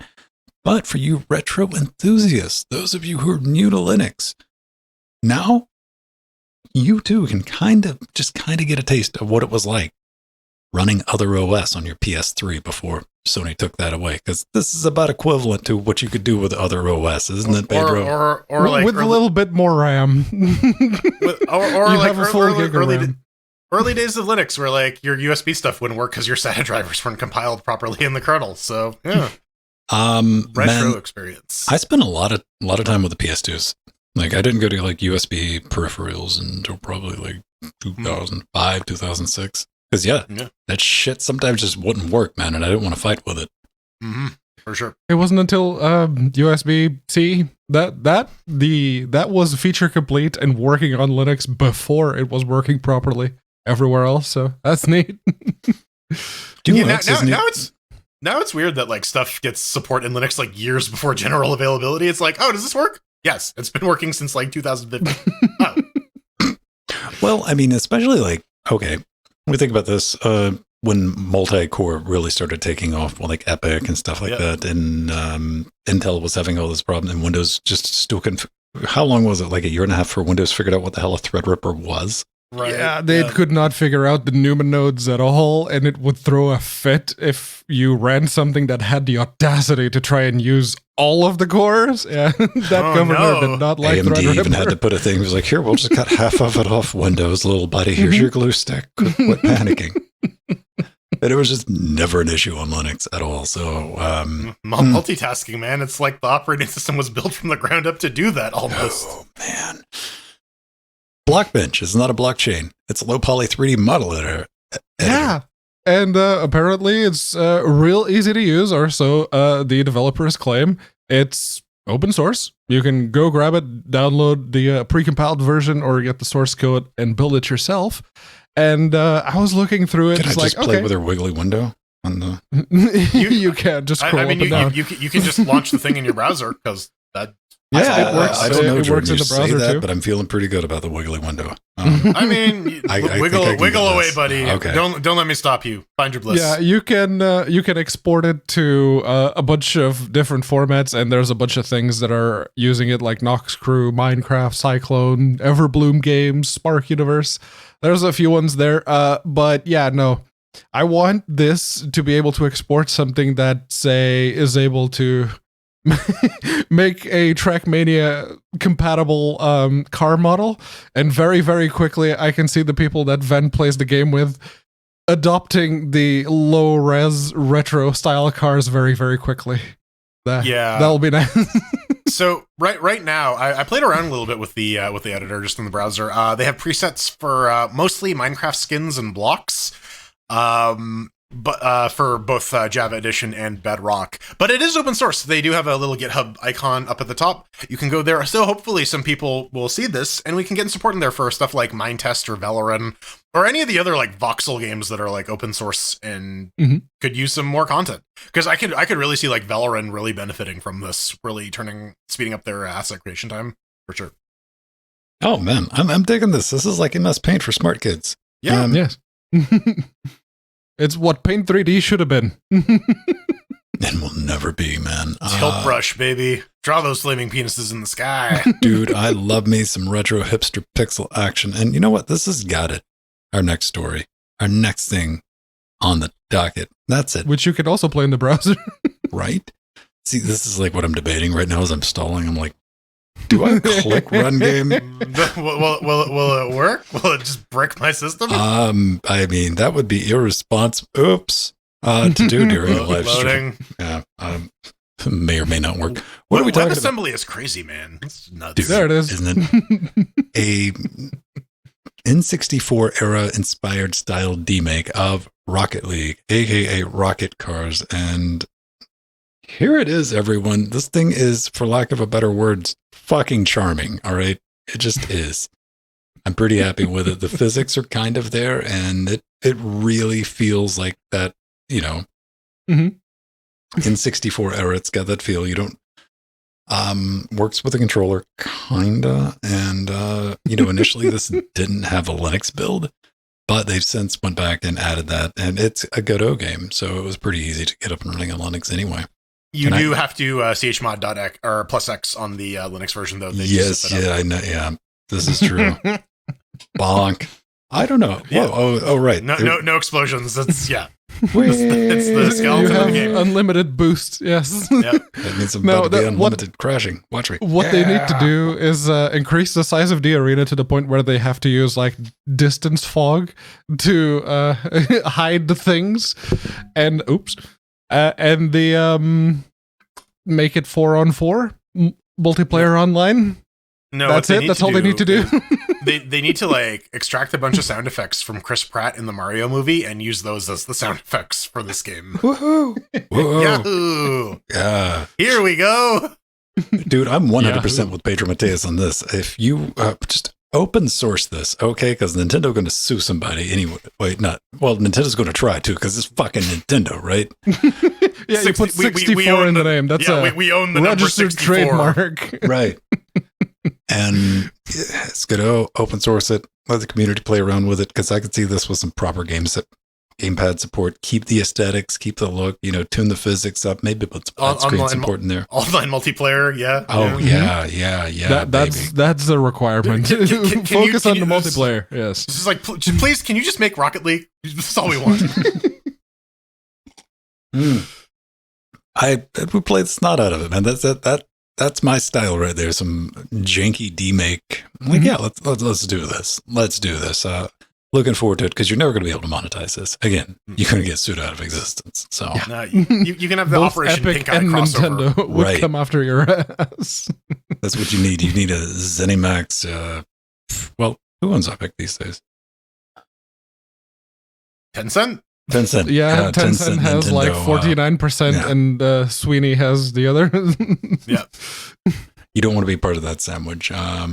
Excellent work, really cool, and yeah, I'd like to see people play around with it because immediately when we brought this up, it was like, "What are technically doing?" I saw these comments on Reddit about like how it's not accurate to the N60. I can see the dude is like, "Fuck right off! You get what I'm doing, man. It doesn't have to be perfect. No, it doesn't run on original hardware, you nerds." That would be pretty dope if they could actually get this running on an N64, though. It would be.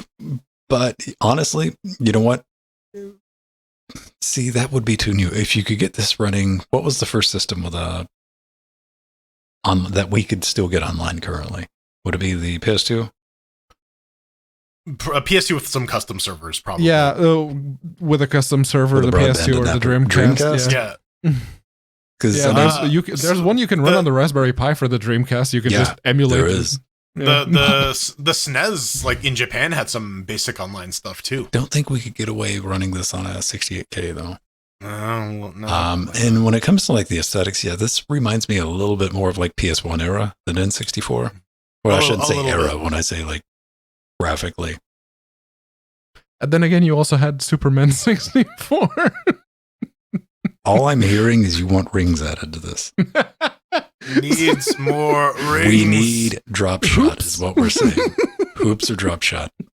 Oh, you know what? We need like Superman 64 cross Top Gun for the NES.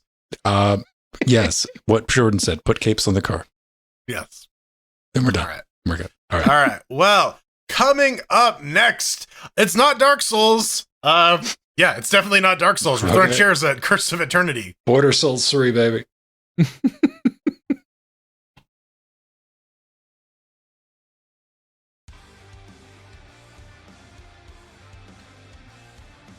You know, I've never played it. Hey, here's a thing to remind people of. Vote.linuxgamecast.com. That is vote.linuxgamecast.com. While people vote, I will pee. I'll be back. Clamato Fog Juice, the leader of Fog Juice. I'll give that Scandinavian witchcraft. Horse Smear. What do you think of Horse Smear, Jordan? Oh, my horse smear. Horse is like Boromir, but with more horse.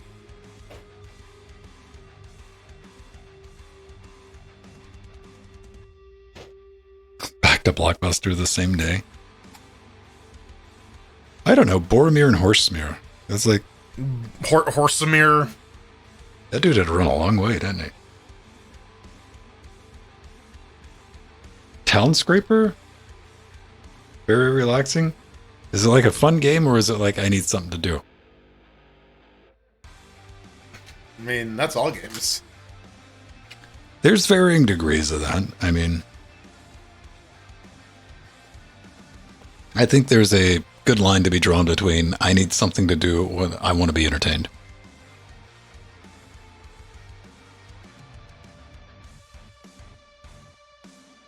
There's a good amount of overlap between that, though. Oh yeah. They're not, yin and Mutually yang. exclusive. Yeah. Town building, city management. I never got. I played SimCity. You played SimCity when you were like in primary school, right? A little bit. Didn't get like super into it. Yeah, that was about it. I never got hooked on that. Like City Skylines and stuff. Like just never. The one sim game I played a lot of was like Sim Zoo. Hmm. It was like zoo management. Or no, it was Sim Safari. That's what it was. What the hell was that about? You like run a nature preserve and you have to like set up like different territories and like get all the animals that will like bring in people who want to like, yeah. And I'm like, no, I want these animals. It's like, well, the people want to see the lions. I'm like, fuck the lions. You want birds. I think like the last sim game that I played was Dune 2.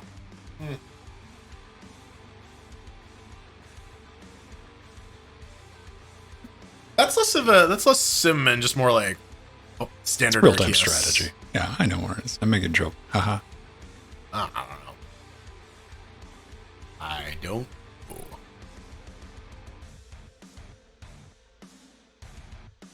There was an attempt at a word. Management. Management. It's ents. It's got ents in it, so I'm done. Yeah. I'll try it. Yeah, this is the person in charge of the ents. It's the management. Like fuck mech. management. Fuck your mech games. Let me play as an ent and go fuck up what's his name's tower. I was listening to Matt Colville on YouTube, and he was like talking about when he was working for a game studio, and they got acquired by EA, and EA had the rights to the Lord of the Rings. Mhm. So they just basically went to everyone. And they're like, "Hey, pitch a Lord of the Rings game." And so the one that he pitched, which I thought might be really cool, is one where you play as like you can like switch between the different Nazgul, and like you're trying to like locate the ring or whatever, and like you can send your one dude off and like have him do his thing, and then like, okay, well, this area is not clear, what's going on over here? And it's like, oh, there's an army uprising, got to bring all the dudes here so they can fight. Oh, that might be a neat idea. You That could could like be ride on you can ride on like the back of the dragon thing, and yeah. The like that was like one of the things towards the end of the second Lord of the Ring video game. It's like, oh no, you got to become a Witch King.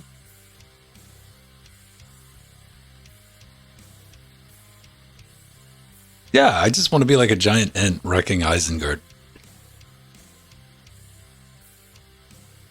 They gotta do like an enhanced remake or something of like the Lord of the Rings like games for the PlayStation 2. Those were really good. Wasn't I know for a fact I have a Lord of the Rings like Windows PC game that's 3D. Okay. I have a disc for it, I should say. Somebody gave it to me because I wanted to see if I could run it on Wine so ever long ago. And I'm like, no, it didn't work. Here you go. I'm like, you can keep it. I'm like, mustn't that have been that great? Hold on. I think I have like the image of that cover burned in my mind. If somebody can show me the disc, I'll be like, yep, that's it. Was it? No.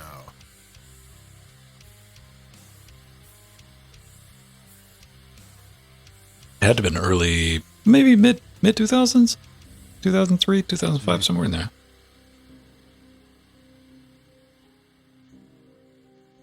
Lord of the Rings Conquest?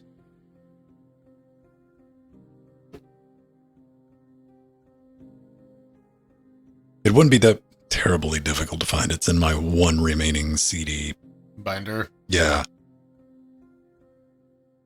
I threw out hundreds of discs. Now, most of them were burned discs, probably invaluable data. Whatever. Yeah. Or they weren't labeled, and I wasn't about to go through that.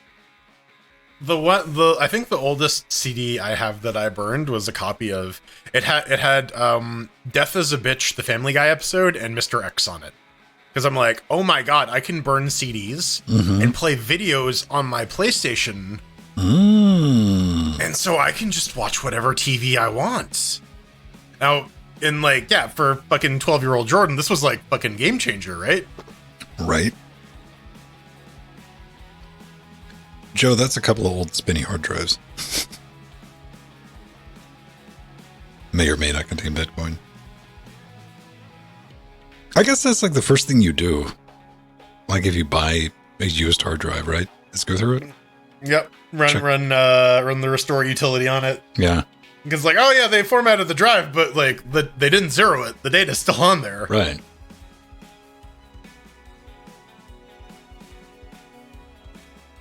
You ever do that search when you're fixing somebody's laptop? The start.jpg search? Nah, I don't want to know. I don't. I'm a firm believer in like the ignorance versus gnosis debate. Most of the time, you're happier in ignorance. Yeah. Because then when you know, you're like, oh god. Because what if you find something, right? Like, what if yourself? And I set it as the background image. No, I was gonna say like, what if you find something like real bad? And you're like, oh, I gotta report this guy to the cops now. This guy's my friend, but probably good that you reported him to the cops. So yeah, right. Like, I don't want to be in that situation though. I used to make mix CDs off of stuff I downloaded on Napster through a command line client. Like, do you remember the command line flags for the Napster client? It was in curses, dude. It was slick as fuck.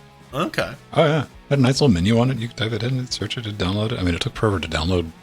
Well, I mean, 3 megs. Yeah. That was the time though, right?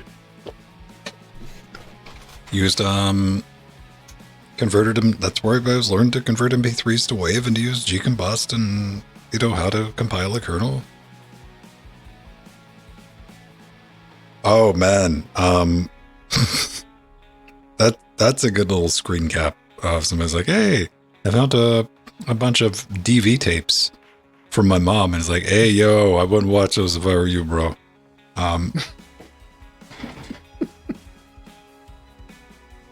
Oh, Jordan's thing died again? All right.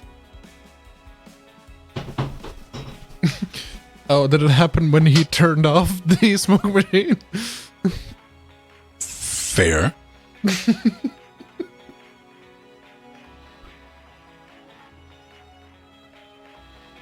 It could just be sending such a cascade of party rock into the electrical grid.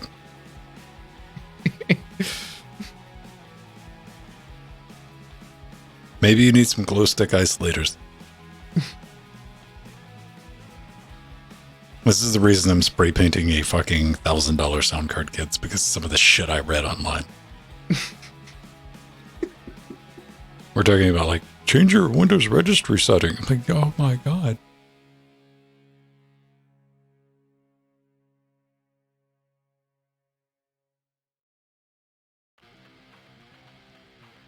I'm not putting glow sticks anywhere. Okay.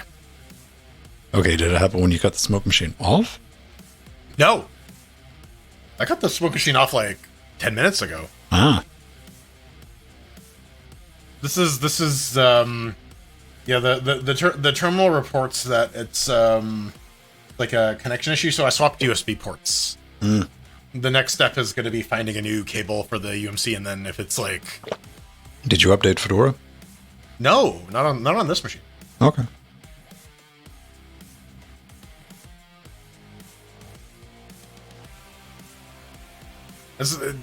And like it was fine on Thursday. Like, and literally nothing has changed. So,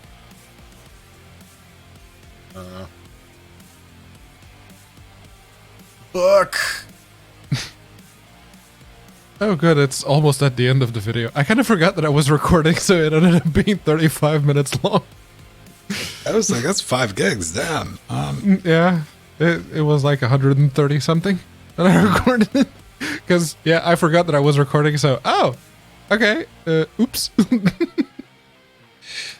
Well, I was curious. I recorded the Game Awards that Jordan and I were watching. So that like 2.5 hours was like 370 gigabytes.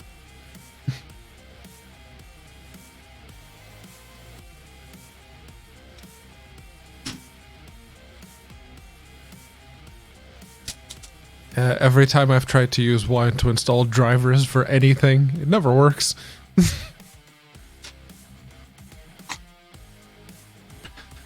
No, man, you never want wine regret. Wine hangovers are brutal.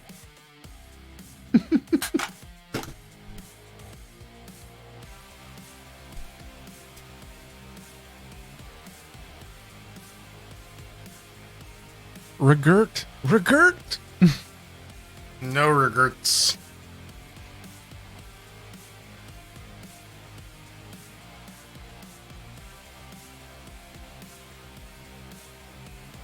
My fog machine sucks, man. Come on. Sulfates. Yeah. All right. And we have That's the thing I've heard. I have no idea if it's true or not. dude. Like you just. I mean, there's no such thing as a pleasant hangover.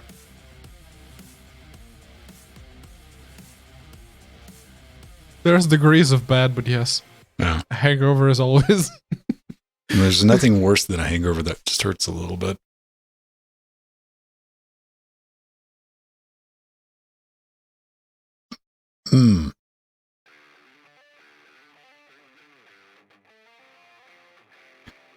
Also might buy a 3D printer again. I found another thing I need to print. That brings it up to a total of 2 things that I want to print. So...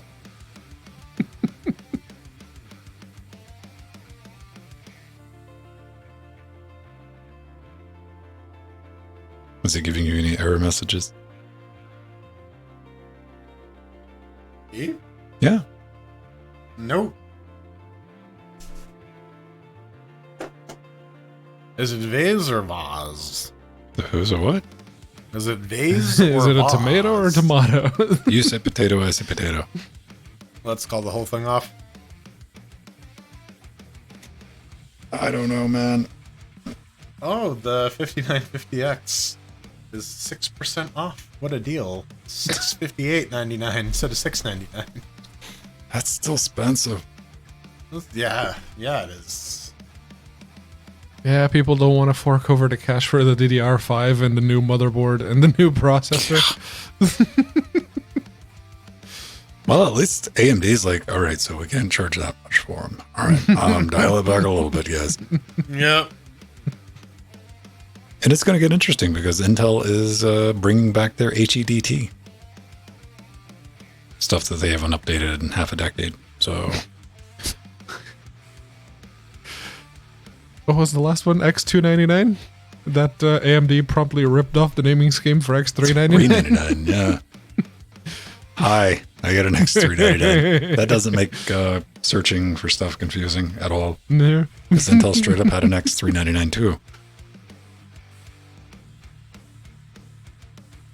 All right. I have a X99 motherboard that's made with reused parts from used motherboards and stuck together in a new PCB and sold for like £60 on eBay. Yeah. It works. I dropped the 5820K in there, and yeah, no, that was previously a $1,000 CPU, which you can find nowadays on eBay for about 50. Sounds about right. 6-core, 12-thread. Oh, yes. Well, the motherboards are just as bad as with the video card numbering schemes, man.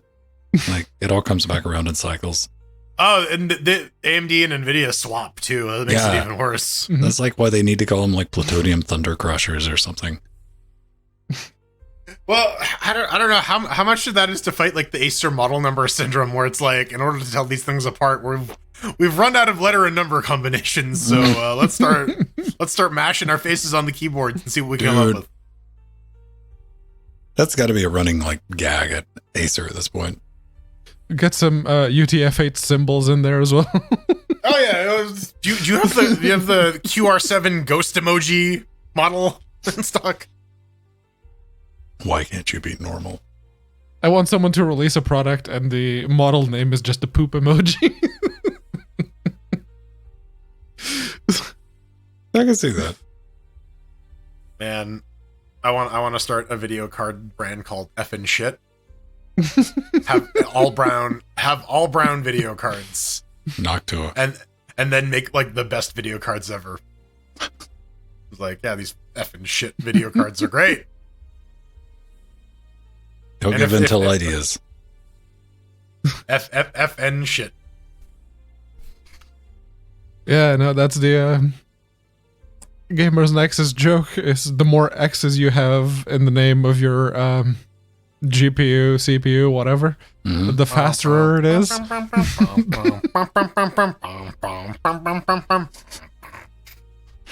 don't know. Maybe Intel will come out with a 4D. All right. Yeah, let's do Checkquisition. Yeah. Gonna be quick. What's our order? We're just gonna go down the line because we all gave it 2. Yeah, we'll just go straight down. Sweet. Locked and loaded, recording. And in 3, 2, wait. 3, 2. All right, it's time to dodge roll. It's Checkquisition time, where we take a game, run it on a bunch of different Linuxes with a bunch of different hardware, then we tell you, we give you a rating based on lawn chairs. It's hyper specific. It's hyper accurate. You totally gonna get what we're saying. 1 chair means that it's garbage. 4 chairs means that it's great. This week we're taking a look at Curse of Eternity, developed by Imakida Games, done on the Unity engine. Pick it up for about $20 US. Was it a hardcore action RPG with diverse combat and beats-based multiclassing? Start as one of 3 hero builds and either continue on to specialize or branch out and make your build your own. Slice, shoot, and zap your way through a dystopian world and fulfill your own deific journey. We gotta thank Imakida Games for sending us some keys. Let's get into it. How did it run on Debian? I don't know. I was just reminded of like how you prance when you're locked on. Big Daddy, BioShock's gonna sue somebody. Oh man, they're gonna think about it, man. That's for sure. Check this out over here on Debian testing. Bookworm, as it's currently known. Out of the gate, you got a couple of options, man. OpenGL and Vulkan and Wayland and all that. OpenGL works. Vulkan does that frame hitching thing if you're not running a compositor, kind of like Hollow Knight used to do, or actually still does if you run it without a compositor. Your opt out of data collection thing. That button doesn't do shit on Debian. It worked for me. It just opened in the browser. Oh, no, not the information, the opt-out. Clicking on opt-out. Yeah, it opened a window in the browser to the Unity website, and you opt out of everything, which was weird. I just sit and clicked and clicked and clicked. I'm like, whatever, I don't care. All the other games taking my data anyway. However, the agreed button worked a treat. Now, I'm getting about 70 FPS at 1440 and 100 at 1080. And that's with OpenGL. Everything maxed right the hell out. I do suggest cutting everything down to fugly and trying to spot the difference. So, big performance bump. And it did pick up the Xbox One XS controller, whatever it is, and the PS4 out of the box, but it only gave me the moon glyphs for the Xbox controller. And it does make sounds, and it does have a soundtrack, but nothing terribly memorable. because I want to talk about the fun real quick, though. This is $20 for a 5-hour game. That's according to the developer. Even the developer's like, it's 5 hours, 8 if you want to stretch it out. And, I knew that going in because I took a peek at it last week in the forums when we first gave this a mention on last week's show. It functions as a game. That's what I'll say about this. You can boop things, you can roll around, and of course, you can die. You get weapons, you get ability points, and melee combat, it's kind of clunky and impactless. You genuinely boop things. You don't really crush into them and, knock back, all that fun stuff. Ranged was okay if you got the patience, but I mean, it's a Souls game. You got patience if you're into Souls-like, so you do you. And the area's a little bit barren, but plenty of baddies crawling around and, stuff to engage with. After an hour, I'm still at this technically functions as a game, but at no point was I drawn into it at all. And, the only Souls game I've ever played was Dark Souls 3. And it was all right. I could see the appeal in it. This, I just didn't see what was going on, we're looking at the video right now and you're seeing Pedro fly around. It's a whole lot of empty space, man. Mm-hmm. But I will say this, the developer, since you're probably going to be watching this, not many people have covered this, you need to bring that demo back, man. You do. Let people play around with it before they think about dropping that $19.99 to get into it. But you know what? You get 2 chairs. That's middle of the road. That's me saying it functions as a game. How about you, Jordan? Well, on Fedora 35 64-bit with the R9 3900X and the GTX 1080 Ti, it holds 60 at 1080p with Vulkan on medium. Yeah, gotta use that OpenGL version, though. It is a little chug city, even though the frames per second is reporting pretty high, even at UHD. I think I'd hit about 80 or 87. It's still super chuggy unless you drop it down to OpenGL. But like Ven said, you can also kill the quality, and you won't be able to tell the difference, but the game will run better. That's for sure, certain. Because it's a Dark Souls clone, it maps the attack to the right bumper and trigger. I personally like attacking with square and triangle, so if you remap it accordingly, you can't use ranged weapons because you need to hold down the button to aim and release to fire. So I had to resort to the odd time I was using range, fast switching to controller to mouse. I won't recommend it though, because it takes forever to fucking kill shit with ranged attacks. It's better to tough it out melee-wise. And fun-wise, this is definitely another one of these games that are going to end up in one of those Iron Pineapple videos I never actually watch. I see Arthur and Pedro post them all the time. Mm-hmm. But yeah, it's definitely a Souls-like. And it seems like it's a technically competent addition to the genre. And honestly, I'm pretty lukewarm on the gameplay for Souls-likes. The thing that usually draws me in is the production design. Stuff like Hellpoint, at least fills the world with cool looking shit that's gonna kill you over and over and over again. Here, it's just kind of like World of Warcraft generic fantasy. It didn't really grab my attention. I didn't really feel any real desire to explore the world. I will say though, props to the environment designer, because the maps are very well decayed. They play around a lot with your camera blind spots. It was pretty well done. Plus some of the environments are pretty neat to fight in. There's quite a variety and ample ways you can find yourself accidentally dodging off of a cliff and to your death because you thought you had a little bit more step, but you don't. The combat itself is not very impactful. Wasn't super big fan of it. It didn't really click for me until I found the halberd. I didn't really find a weapon that matches my playstyle. Never mind, I found the halberd. I can go pokey swing, and that's all right. It got a little better after that, but nothing really stellar. I'm gonna give it 2 chairs. It works. I don't hate it, but it's not gonna make me run and sing its praises. I guess as the resident Souls fan, I ended up playing for 2.5 hours. So it launched out of the box on the desktop and on the Steam Deck. It almost holds 144 at 2560 by 1440 on the RX 6700 XT and the 5800 X3D on the desktop. But yeah, if you're looking at the video version, you can see exactly how it looks. You can actually see the post-processing that's happening there, which is not a good thing. It's just turn off the post-processing, although it does mask the motion blur, so I guess that's a bonus. On the Steam Deck, it almost holds 60 at 1280 by 800 on medium, whatever they call the medium preset, so that's good enough. And the enemy idle chatter, I noticed this because it was really jarring. The enemy idle chatter is louder than when you're actually on their ass smacking them in the face. It is, that was a little bit weird. The combat is basically what you get when you ask Ven to describe Dark Souls combat. It's someone who listened to Ven and went, oh, is that all you need to do? Okay, there it is. But yeah, the key thing to point out here compared to last week is that it functions pretty much as you expect. Except for the post-processing, but we've been through that. It's no stupid controller fuck-ups, no crashing when you set it to full screen. They didn't even claim that they only tested it on the deck for it to be revealed that was clearly not the case. No. See, I make the games, only tested Curse of Eternity by their own admission on Ubuntu. And it works on Nobara, and it works on the deck with no issues. Except the performance, sometimes. But I didn't hate it. I did not hate it at all. There was thought put into how things were laid out, the way that you traverse through all the different areas. There really isn't a need to backtrack past each of the areas because they're all fairly self-contained. It does the whole Dark Souls 1 thing where you loop back around and you unlock the shortcut to the bonfire thingy. It's a linear Souls-like, and there's nothing wrong with that as a concept. That's fine. The combat I already mentioned is oversimplified, very much like the last hero of Nostalgaia. That's something that I've played recently. It's very similar. Though it does improve on the magic system. That's the unlocking minigame if you're looking at the video version now.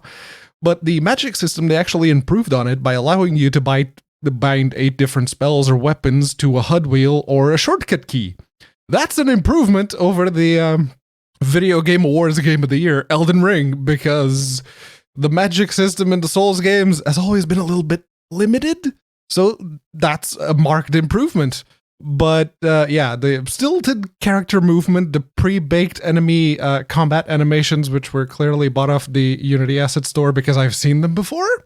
I have. Yeah, it's jarring to see in a otherwise perfectly serviceable game.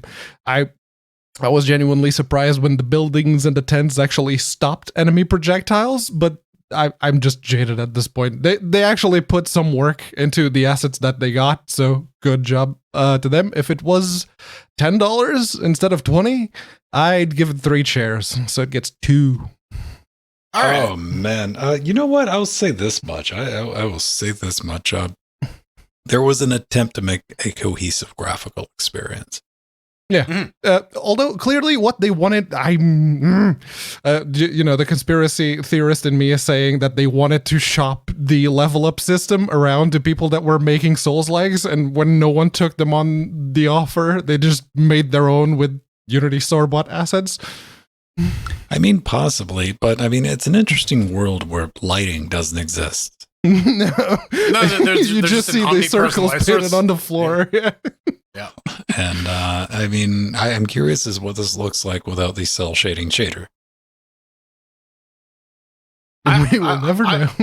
I'm curious, like what the guy's like design doc for the world was, or if it was just like, hey, let's see what I can like make look reasonably consistent with all these pre-baked assets. And again, I mean, for what it is, I mean, it's consistent as you could make it, right? Yeah, no, it's very, very clearly a small team game. There's like a decent amount of effort into it. It's not lazily done, but it definitely has some warts. That's for sure. All right. Well, I think that does it for us. Coming up next, Ven answers more audio problems, and Pedro gets circumcised.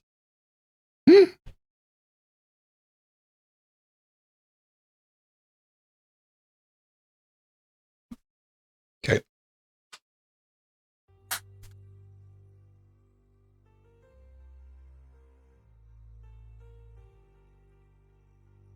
I like the idea of enemy idle chatter, or just the idea of idle chatter.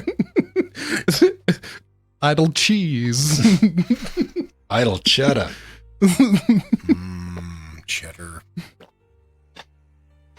Dude, dairy. Why is dairy so expensive? I was perusing that at the grocery the other day. I'm like, holy hell, eggs were like, what was it? Like the box of egg things, whatever, it was like 30 or 60 eggs, which is normally like $7. It was like $19 or some shit. Damn. That's That's a big That's jump. some pricey eggs. Like I went to Costco this week. Like everything went up by like $2. It's I bought a box of 12, and that's one of the few things that Tesco's has jacked up the price. It's still like just under £1. well with any sort of like farm foods like that, you gotta wonder like what the subsidy situation is, because like a lot of times there is price control based on like the government is paying these farmers like X amount of money to like make eggs or wheat or whatever, and only that. So that fucking Costco hot dog's still $1.50 though. I would like them to just increase the price of the hot dog so that I don't have to spend as much money on the groceries for the food I actually eat. Oh man, man, you can eat at Costco. You got to go to an upscale restaurant like IKEA. We've done that.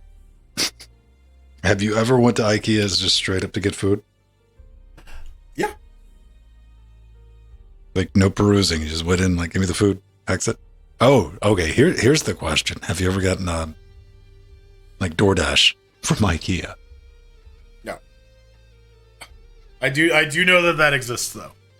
You can get IKEA delivery. Could you eat 10 Costco hot dogs? With the bread or without? You have to consume it both. So I mean, you can do like the competition eater thing where you separate the bread from the Wiener Schnitzels. Here's the thing. After losing a bunch of weight, like my appetite has like decreased by a corresponding amount. So what I used to be able to put away and what I currently can put away are different now. It's less. And I don't know how less. Because also you're getting older, so your metabolism's slowing down. I mean, I work out 4 days a week pretty intensely, so like my metabolism is still pretty high in terms of like burning off the food that I eat. Yeah, no, I noticed for me, I can't eat as much as I used to.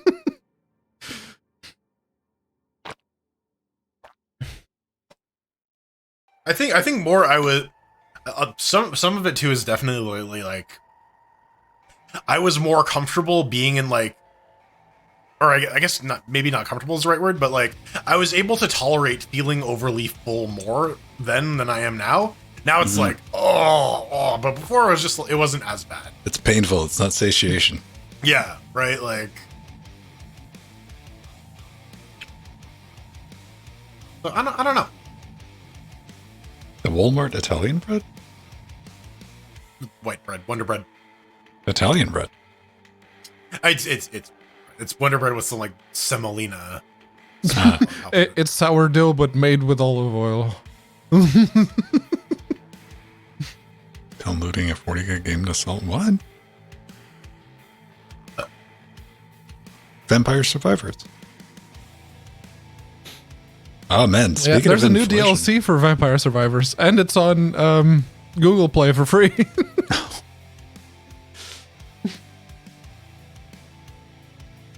The things that I learned from watching the Sterling's writing for them now, right?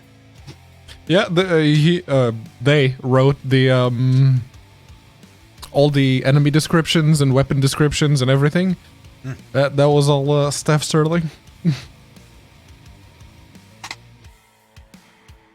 I was reading the reviews for it, and people were saying, "Oh, you can't play it in landscape mode. It's only portrait. It's only portrait." And as soon as it finishes loading, You'll just be playing Vampire Survivors. Yeah. Vampire Survivors in landscape mode. How about that? Do you think maybe they've updated it? No, the option was always there. You just have to scroll to page number 2 in the options. Oh, which is what a bunch of stupid people couldn't be bothered with. Let's be real. How often do you go to page 2 of Google, Pedro? I don't know. I have the infinite scrolling thing, so I just keep scrolling down. I don't know. To be honest with you, I would have never looked because I would have put it in landscape mode, and if it didn't auto flip around, I would have been like, "Fuck this." So what I'm saying is I can empathize a little bit with people like, why'd you make that an option again? Personal preference. And not having the auto rotation, which is something that I keep disabled on the phone because I don't want to slightly tilt my hand and the whole Well, you thing see, going. that gets to the crux of our issue there. That is an option that you can enable and disable on your phone, built into the operating system. It's like, why do we need to put extra steps in this? Yeah. It's a PC game, so it already had the options. If only you could change the resolution in PC games, Pedro. They only operate on one resolution. Well, you need to tell that to some game developers. I can drag a couple out. The God of War in PC's got that fucking hot take. Yeah, you mean just the display? It's like, what resolution is your monitor? Yeah, that's the resolution we're using. But nope. No. Put it in windowed mode. Okay, it's fixed at 1080p. Good luck. I don't know. I haven't had bread in a long time. What I'd like is like a slice of Jewish rye, but like a slice. Just the one? That's it. That's all I trust myself with, man. Is like, let me just buy that slice and go home with it. Because you're just gonna eat the entire loaf. Fuck yeah, I would. Nice little Butter, some and pumpernickel. yeah, an entire loaf of bread. Dude, mustard.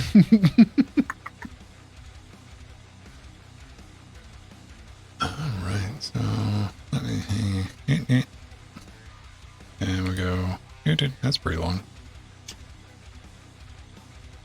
I still kind of miss bread. I miss like tortillas. Yeah, tortillas are like, yeah, just burrito wrappers and shit like that. That was always good for like, what do I want to eat? What fits in here? There we go. Food done. Yeah. I need to get a bigger tortilla press. I only have the one that makes like the taco sized ones. We used to have a sandwich maker that had like the dimples and everything to perfectly fit the traditional bread slice. But when that eventually broke because it was very, very plasticky, we just bought the one that didn't have that. So now we can make steak in it, which is really nice. So you got like a George Foreman grill type thing? No. Yeah. I mean, does it do the thing where you can like flex it backwards and then you have like the double hot plate? That was the one I had where you could like unfold it. And I don't think that one tilts that far back. Yeah. No. You cannot, in fact, unhinge its jowls. I mean, I was never really anyone who used an oven, and now I'm doing more oven stuff now. It's very convenient being able to just cram a bunch of shit on a tray, stick it in the oven, and then in 30 minutes just have food. You're 30 minutes and 45 minutes. Just to be sure. 30 minutes on max. Oh fuck no! Do you do the convection? No. Oh, I've been using it just because big air fryer, right? See, I thought about buying an air fryer. So I have one. They're pretty good if you need something like quick, because like the oven takes a while to heat up. Mm-hmm. So like this will get ready in like 5 minutes, and then in and out if you're making small batches of stuff. There was a fancy toaster? Oh yeah, no, that video got recommended to everyone on YouTube for like a couple of weeks. Okay. It basically does the bimetallic thing to detect the amount of radiation that the bread slice allows through to indicate just how cooked it is. And yeah, it always does the perfect blend of toasted versus soft on the inside. It's a clever toaster. Didn't they make a movie about a toaster one time? The Brave Little Toaster, yes. That was one of those like Don Bluth movies that traumatized children because they're just like, look at the cute little appliances, now watch them get murdered.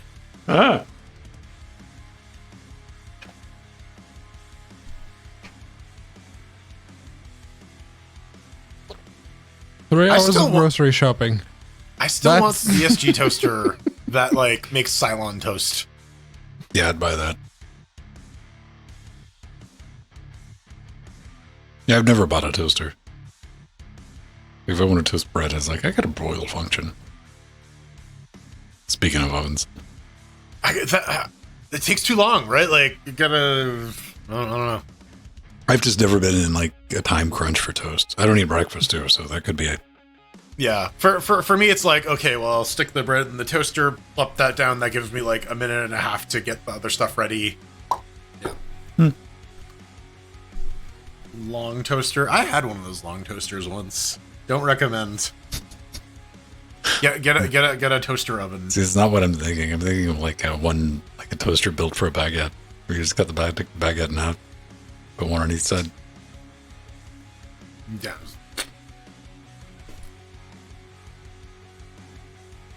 That's because you and Steve don't cook, Jill. Right.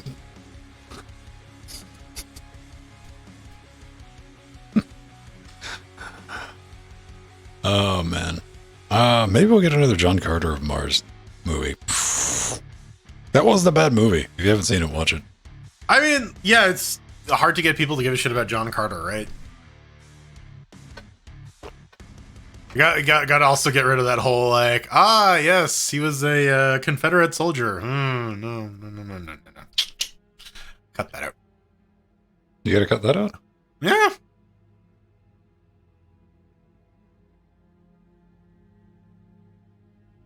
Yeah, Fallout New Vegas Old World Blues DLC had an interesting riff on the sentient toaster.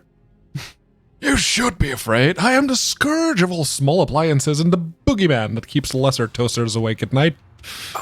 I need to. Speaking of toasters, I gotta finish Wasteland 2. I started playing that a while ago, and I went all in on a toaster repair character because I'm like, you're not gonna include this skill unless this is actually secretly the best skill that lets you bypass literally everything. It doesn't let you bypass a lot, but you do get nice loot.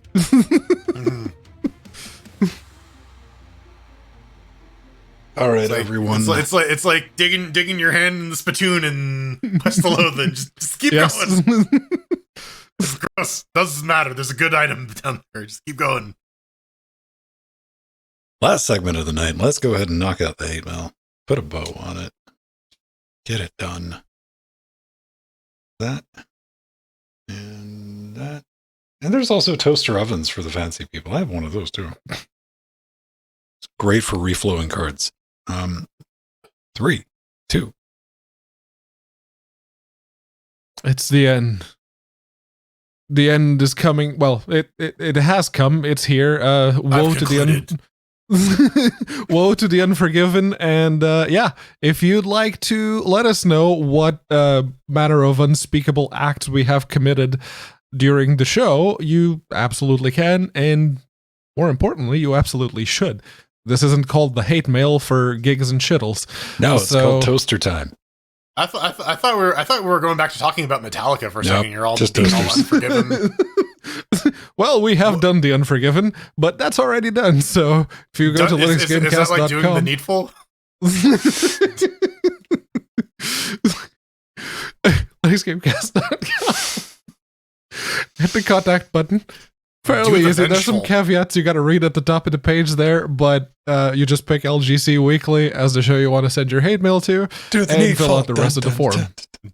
Do the vengeful, man. Do the vegetable. I don't have a no button on this keyboard. I want to hit it.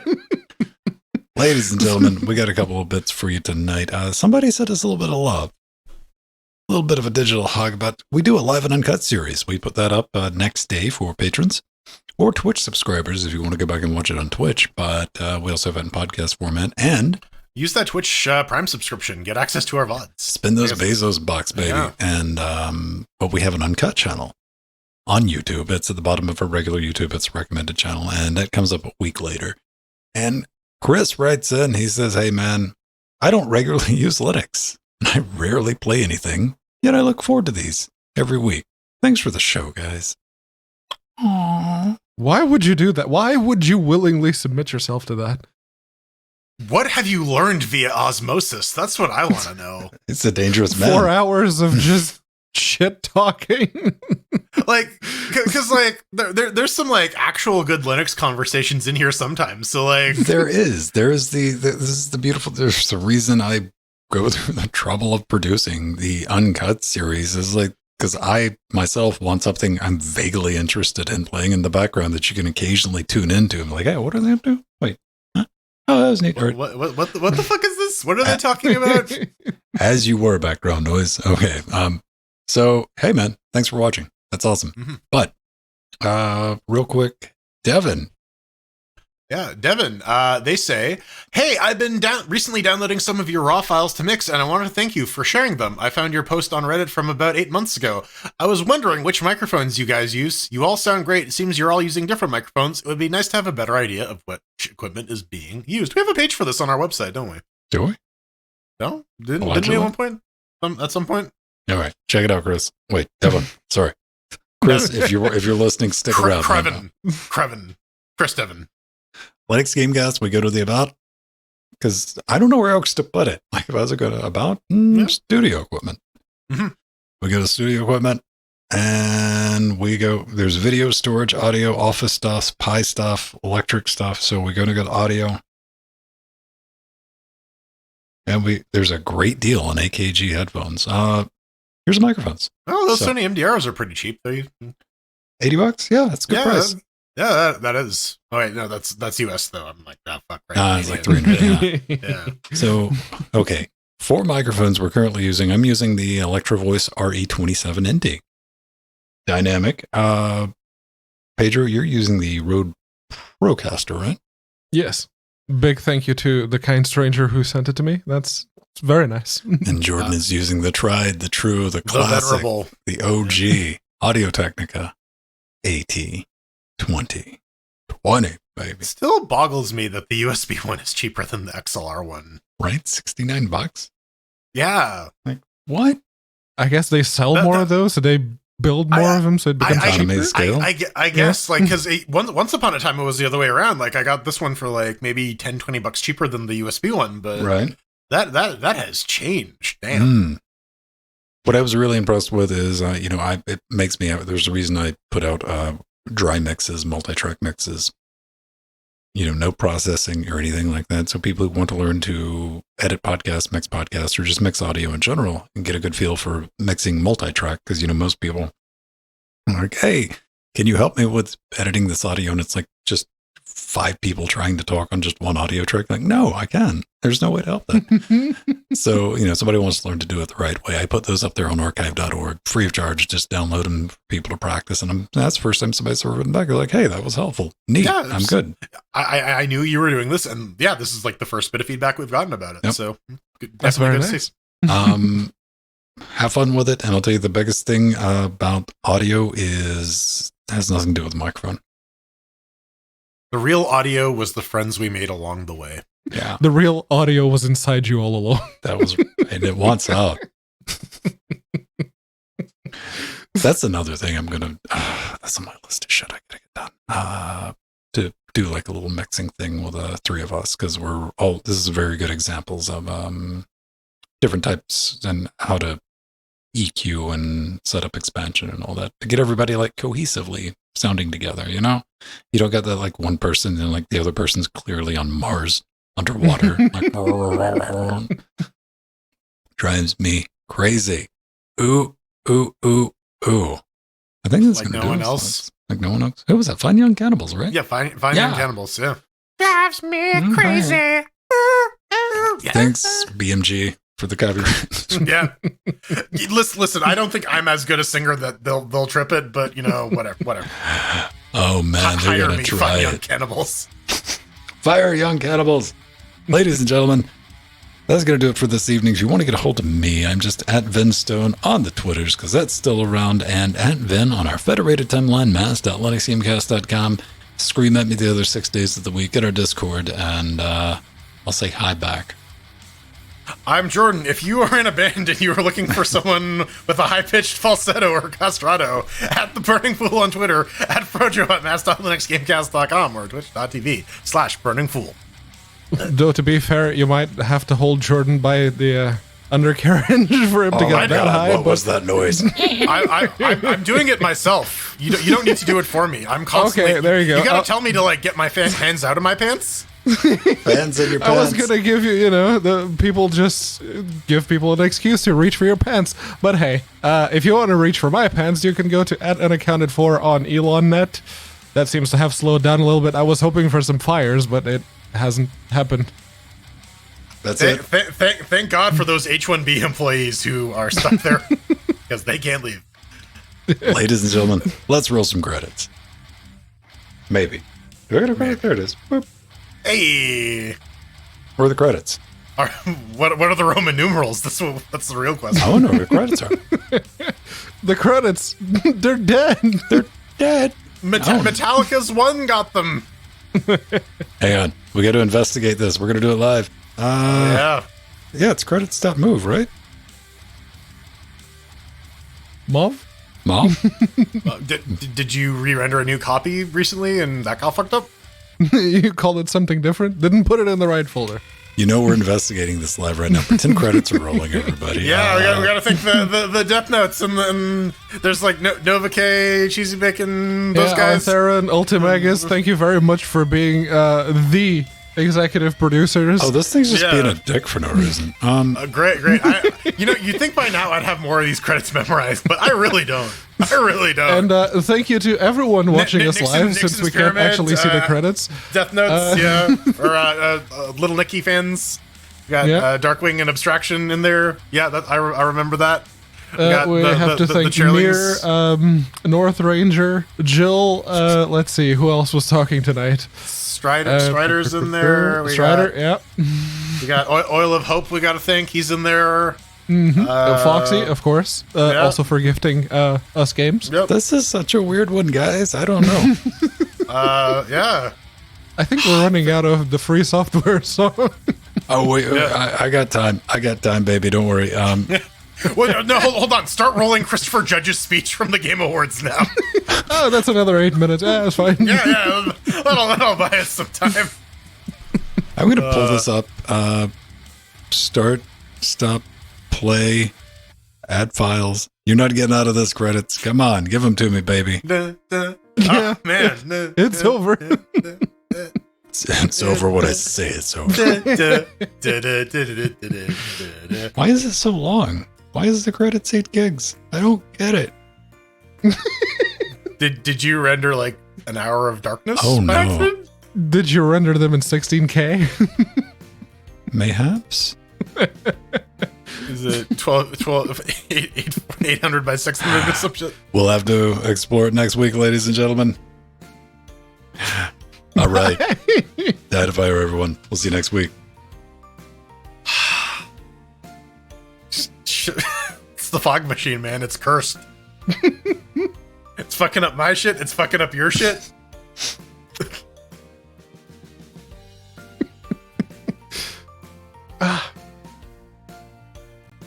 Seems to be a little more stable after changing USB ports, though. So maybe that was it. Yeah. Yeah. Like, is the well, I know the VLC video sources aren't. See, that's working. Yep. I don't know, man. Maybe I misclicked something on DaVinci when I rendered them out, because I can play the fucking video. Okay. Like when you just run it is just the credits. So.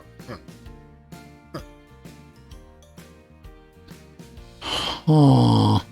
Did you export it with some codec that OBS don't know what to do with? Nah, baby, this is DaVinci. That shit don't happen. Beats me. Don't worry, we'll fix it in post. I'll put credits for like TJ Hooker up. Yeah. And roll those. Or what's the show with Willis? Good Time? Not Good Times. That's Dynamite. If I Google Willis. What you talking about, Willis? What you talking about, Willis? All in the Family. Different strokes. Okay, there you go. I had a senior moment there.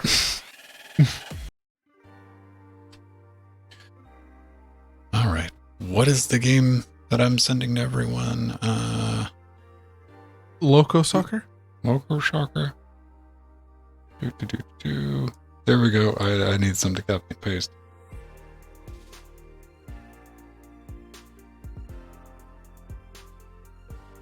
Loco Soccer. Let's not get the original. Let's get the new updated version. The one that has online multiplayer, yes.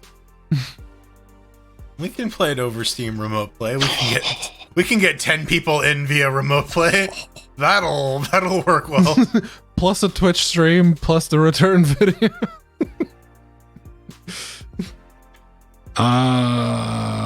Burning Full. Yeah. Continue. Bob.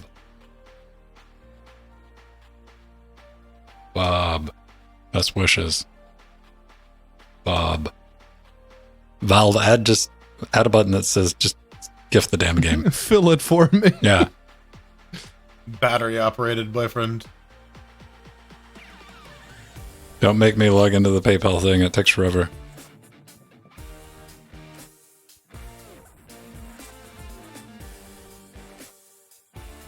Oh, you're gonna make me do the PayPal thing. Fuck.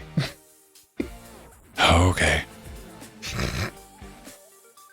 Oh no, it's integrated the PayPal browser login thing to that. Fuck all if I know that password. This is gonna be a minute. Shit. I don't even know my personal. Pay. Settings. Passwords. Password manager? PayPal. Oh, hell no. I need to pee again because T does that to me. I'll be right back. Let's try that. T makes you pee. Okay, now send me a text message. I think I actually can. I think I still have your number. I think I can still send you a text message. I think the one time I called you ever was I was at a Canada Computers and I'm like, audio hardware. Like, is this the one? And you're like, yes. And I'm like, okay, thank you. Bubba. I called Pedro once at a post office because Right. I was trying to figure out how to like input his address on the form. I'm like, this is just text to me. I'm not clear. Like, what is the street? What is the? I don't know if the address structure is different. I'm not sure. Like, It is so frustrating. Yeah, right. Exactly. Anytime you're doing something outside of your country and you're not familiar with it, you're like, this is bullshit Moonglyphs, man. Yeah. All right. Loco Soccer. Okay. I got it. Install. 300 bucks. Loco. Okay, let's send one to the Pedro. Purchase as a gift. It's money time now. I'm logged into this fucking PayPal account. Foxy already owns it. T unaccounted 3. All right. Bob.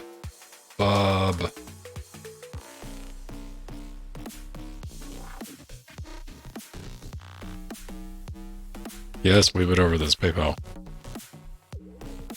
Purchase. All right, this is another dick thing. This is here's a easier way to get money. Didn't they have to get rid of this though? Like the option to like, or just to buy like how many do you want to buy? It's like, give me 6 of them and just put them in my account. Let me send them that way.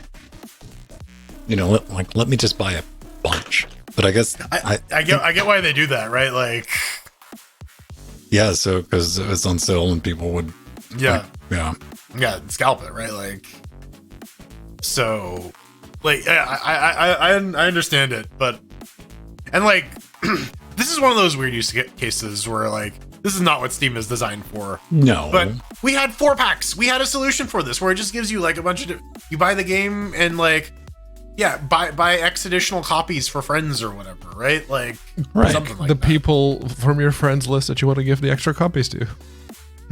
And like you know what, you could throw some qualifiers in, like they need to have like a 2FA enabled and like a valid Steam account if you want to like gift a copy to them. Like you could add some qualifiers to that, right, so that people aren't like registering for accounts or whatever. But like something.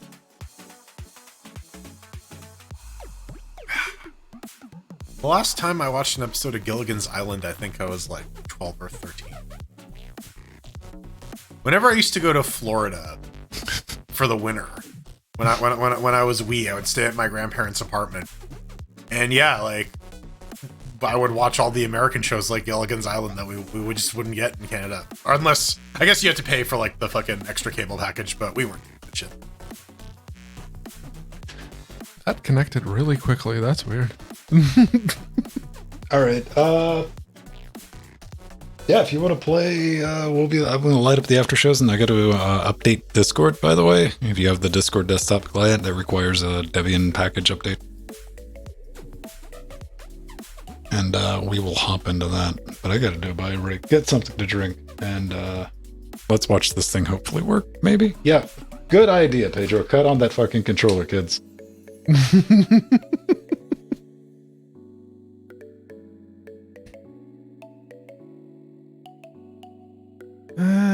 Sure. High quality grass, absolutely. Let's go. Particles, yeah. Fantastic. Yep.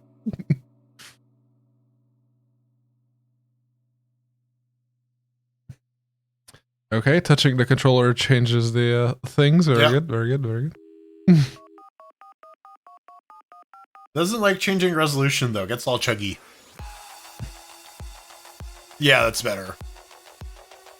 Oh, I just noticed a 683 FPS. Yeah. There's no frame limiter. Who needs it? For Loco Soccer? It's not very loco of you, Pedro. Clearly not. Hold on. I have Gamescope installed. Game that I use Gamescope. There we go. Fallout 3. Yep. Yeah, the copy pasta. Yep.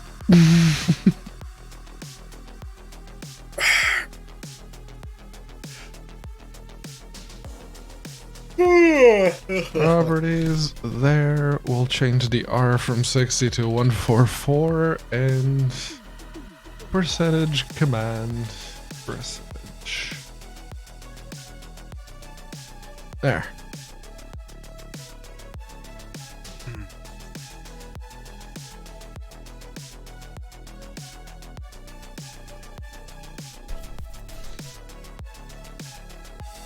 Well, that did something, because now the overlay doesn't work.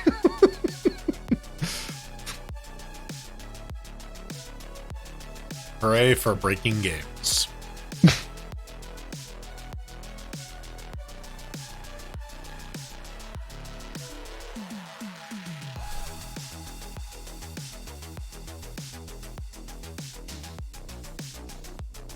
Mod.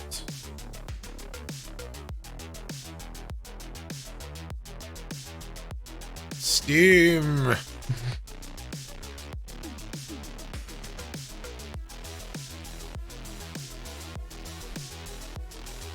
Well, I'm glad they just like, hey, multiplayer, let's use the Steam integrated one, as opposed to, let's write our own bespoke system that just doesn't fucking work.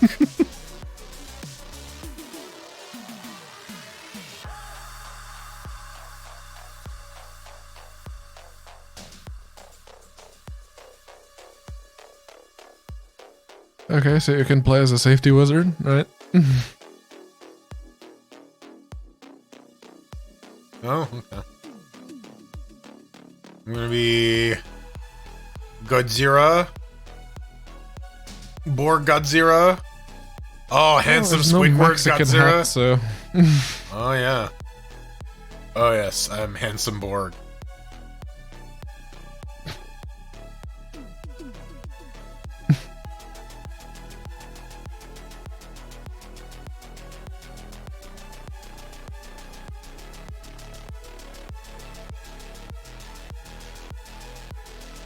Is it connected to the network?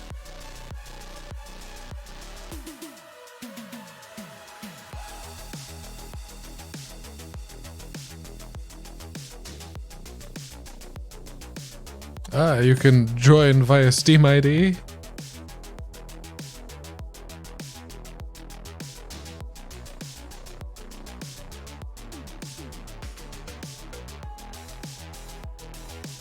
Discord.gg.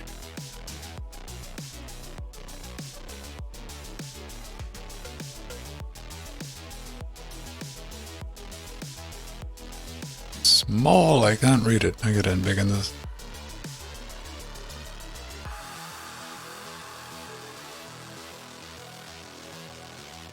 Merge connection 1 is active. It is. Can you ping google.com?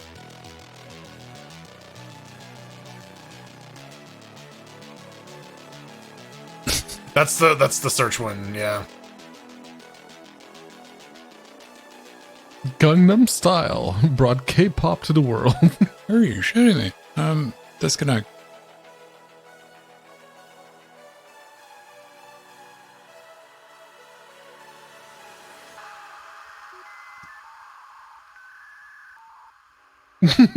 Apt.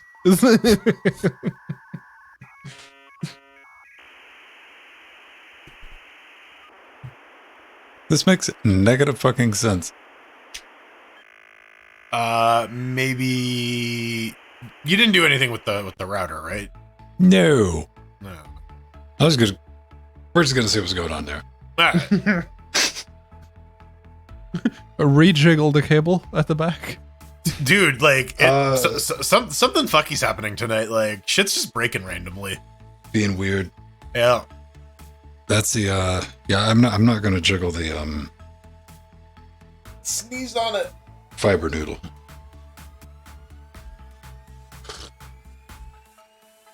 What if you pull it out and blow on it like an old Nest cartridge?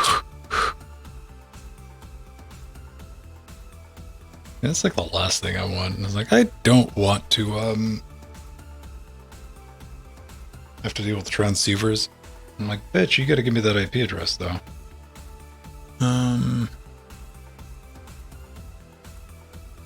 Like, see, I was trying to check for updates. All right, are you getting a fucking IP address? I was gonna ask that, right? Like, Right? does it have an IP address? Can you do netstat-arn?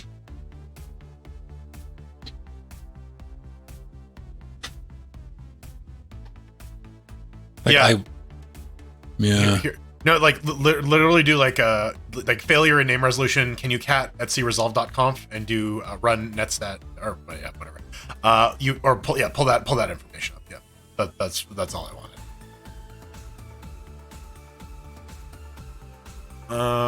DNS servers 1.1.1. Can you ping 1.1.1.1? Well, first thing I'm gonna do is try 8.8.8.8. Yep. Just to see. 88.6. Save. Yeah, I think you have to reselect the thing and click on I it. just disconnected. Yeah, if you just like click on wired connection 1 while it's still connected, it'll reload the profile.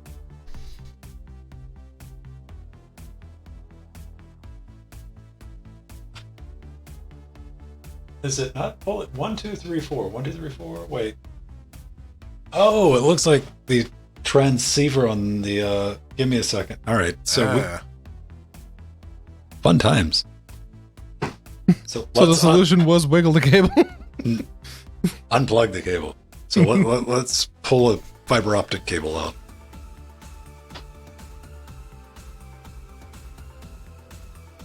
You ever notice that like when Star Trek ships take damage, they're full of rocks? Because like rocks will just fall everywhere. What's up with that?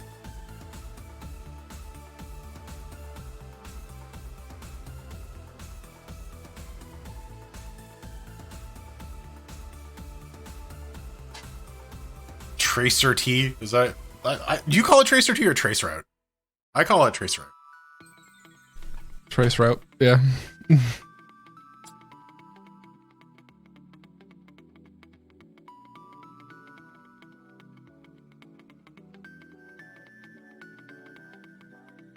Tracer T is one letter away from being a palindrome, and it upsets me.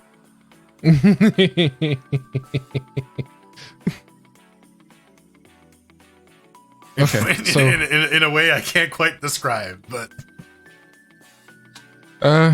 pro tip to limit the FERPs in this game: use Mango Hut instead of Gamescope. There's less weirdness with just Mango. why do you want to limit the FERPs? Because I don't need to hear the fans on my GPU. Why not? They're such big fans of you. They're your biggest fans. They're not. I have 240 mil fans in the front of the case. Shut up! Don't let them hear that. That now they'll just feel bad.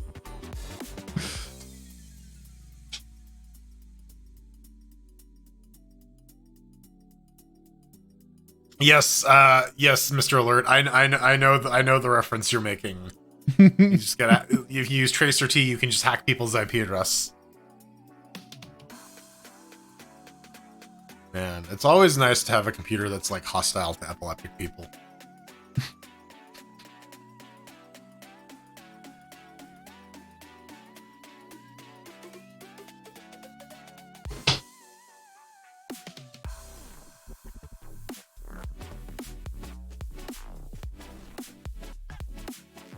Going down.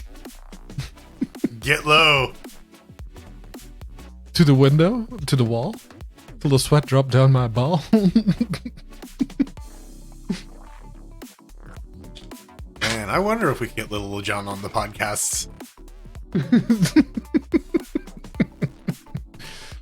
we can bake a cake with him. Oh, yeah. Okay. Just stream from our kitchens, bake a cake on with Little John. It's an easy way to bake a pretty cake, Right? Grab that shit, it's yours, bitch. All right, let me check the other end. Yeah, I mean the real kicker to that was when the little girl like grew up to be an adult and made her own version of that.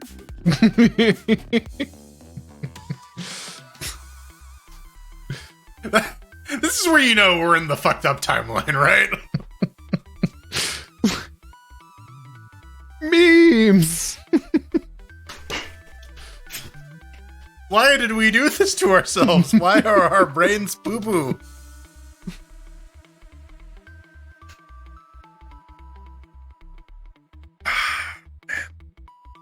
Come on, AMD, fucking announce something about like the non-$1,000 video cards that you're gonna ostensibly release. I would very much like a new video card. My 1080 Ti can't run Portal. It's tragic. To be fair, neither can my 6700 XC. Tragedy. That'll probably get fixed though. Not in my case. I have a sneaking suspicion that the next few versions of Experimental will probably sort that. Or the eggy version. Yeah. Probably need some. I mean, so you're doing a well, you're doing Nobara, so Nobara pushes out the latest Git Mesa, right? It's not the latest master, but it's just a few revisions behind.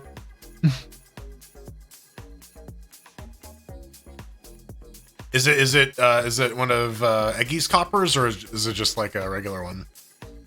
I think he's made his own repo for like the core packages, like the kernel with fsync explicitly enabled, and Mesa and a few other things. Oh, Discord. Yeah. So talk about like weird fucking shit that invades your brain when you least expect it. I had a dream the other night where I bought a 4090 because I didn't want to deal with building my own Mesa, and you guys were giving me shit about it. So I don't know. This is where my brain's at. Likely scenario, to be fair. Okay, I think I've narrowed this down to the fiber switch. Just not. It's doing the microtick thing it occasionally does, or it just doesn't fucking see a transceiver because reasons. So I got to power cycle this. So we're going to lose audio. All right. Across the board. Just letting everybody know. Fire! Let them hear your real hot takes.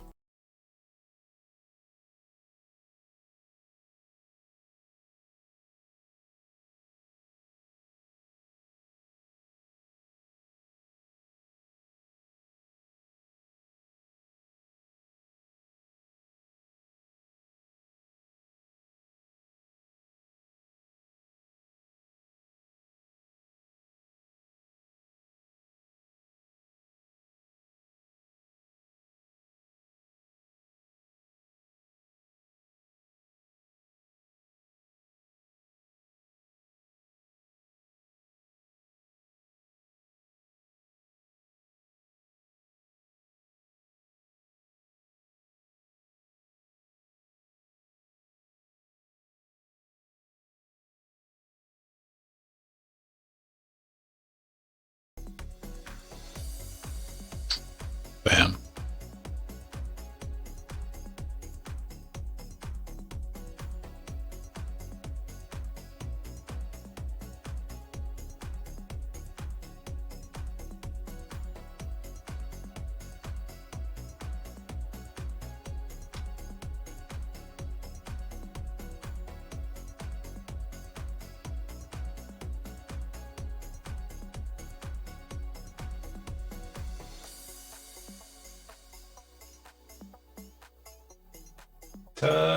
Ta-da!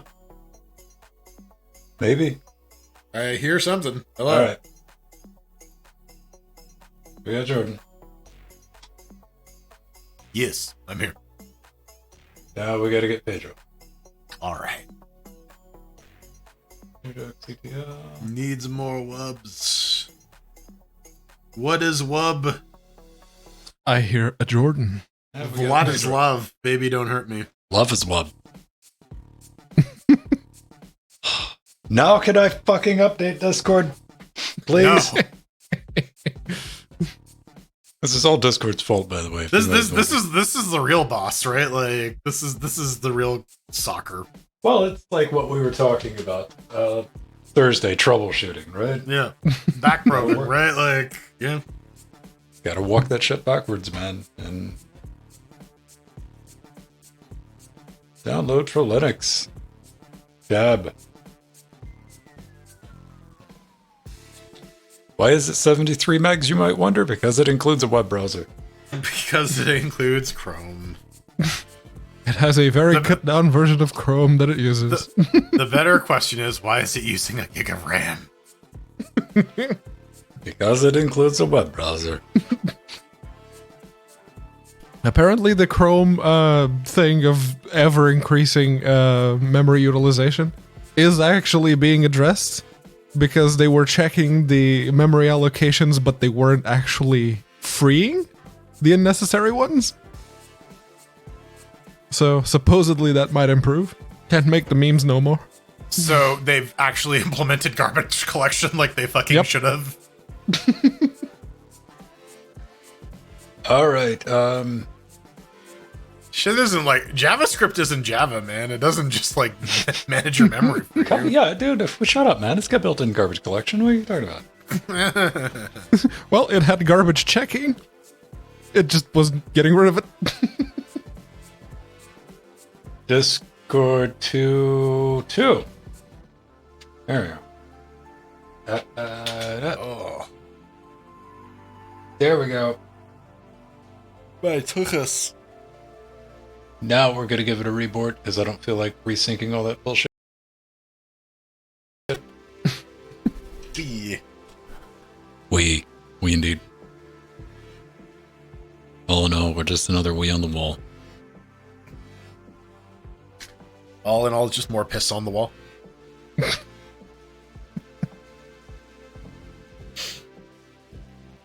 Yeah, no, Discord and Nobara, if you install it from Aggie's repo, it comes with the sandbox disabled.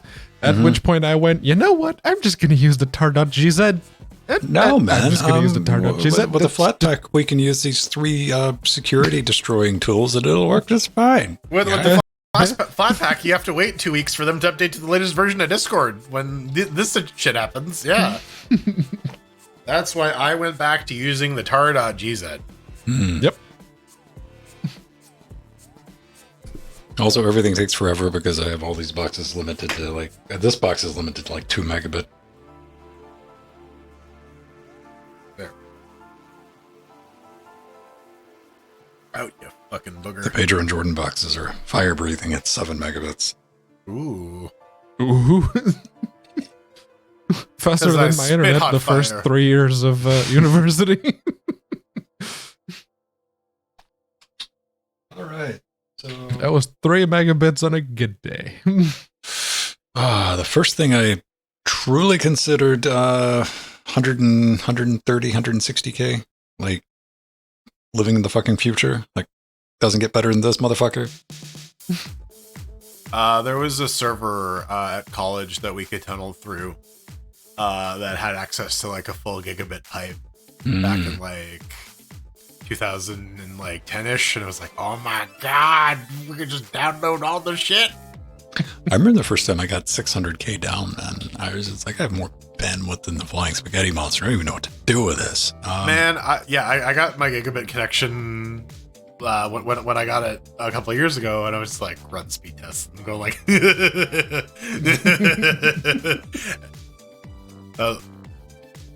yeah. All right, now we're going to bounce into the after shows. And so if you're listening live, that's where we'll be if you want to continue listening or if you'd like to participate. It's up to you. Assuming you have also updated Discord. Right. Can you reach the public internet? I'm assuming that's the right one.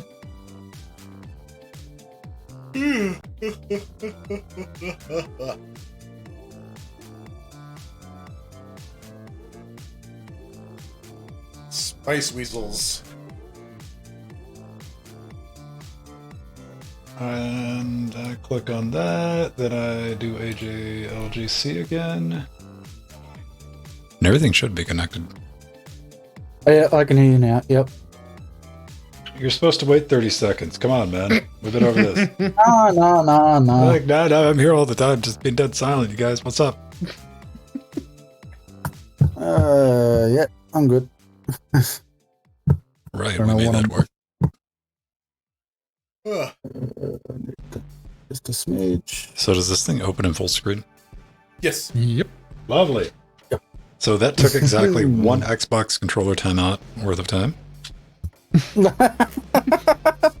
15 minutes by default, I think. I might have it set to like 10 or something, whatever the lowest is.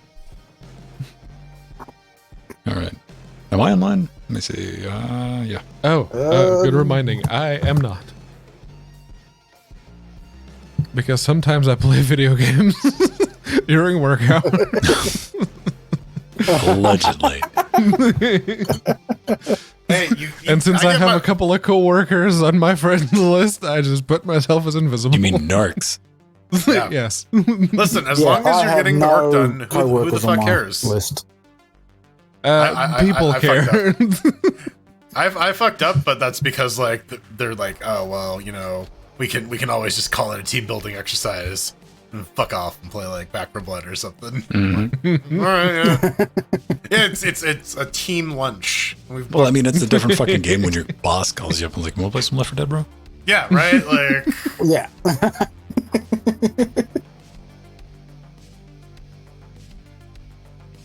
Which is a dangerous thing to get into because when you get onto them for doing that, they're like, "But I learned it from playing with you, man." yeah, I was like, you know, you're giving me shit, but I can see you have Elite Dangerous open on the other screen, fucker. So like, I see your other screen there. So don't you sass me. Moral of the story: don't befriend your coworkers on Steam. No, don't. Seriously, don't. Do it after you leave, and then Yeah, when after you're the- on in the yeah. middle of the day, they're like, Well, I would rat you out, but I don't know who your manager is anymore. I don't work there no more. Also, to whoever it was, I still don't know who it is. I forgot earlier this week that messaged me while I was playing a game, and I just stopped and I just removed them from my friends list. Ouch. I mean, fuck around and find out, right? Yeah. Like, I don't have any sympathy for that shit anymore, man.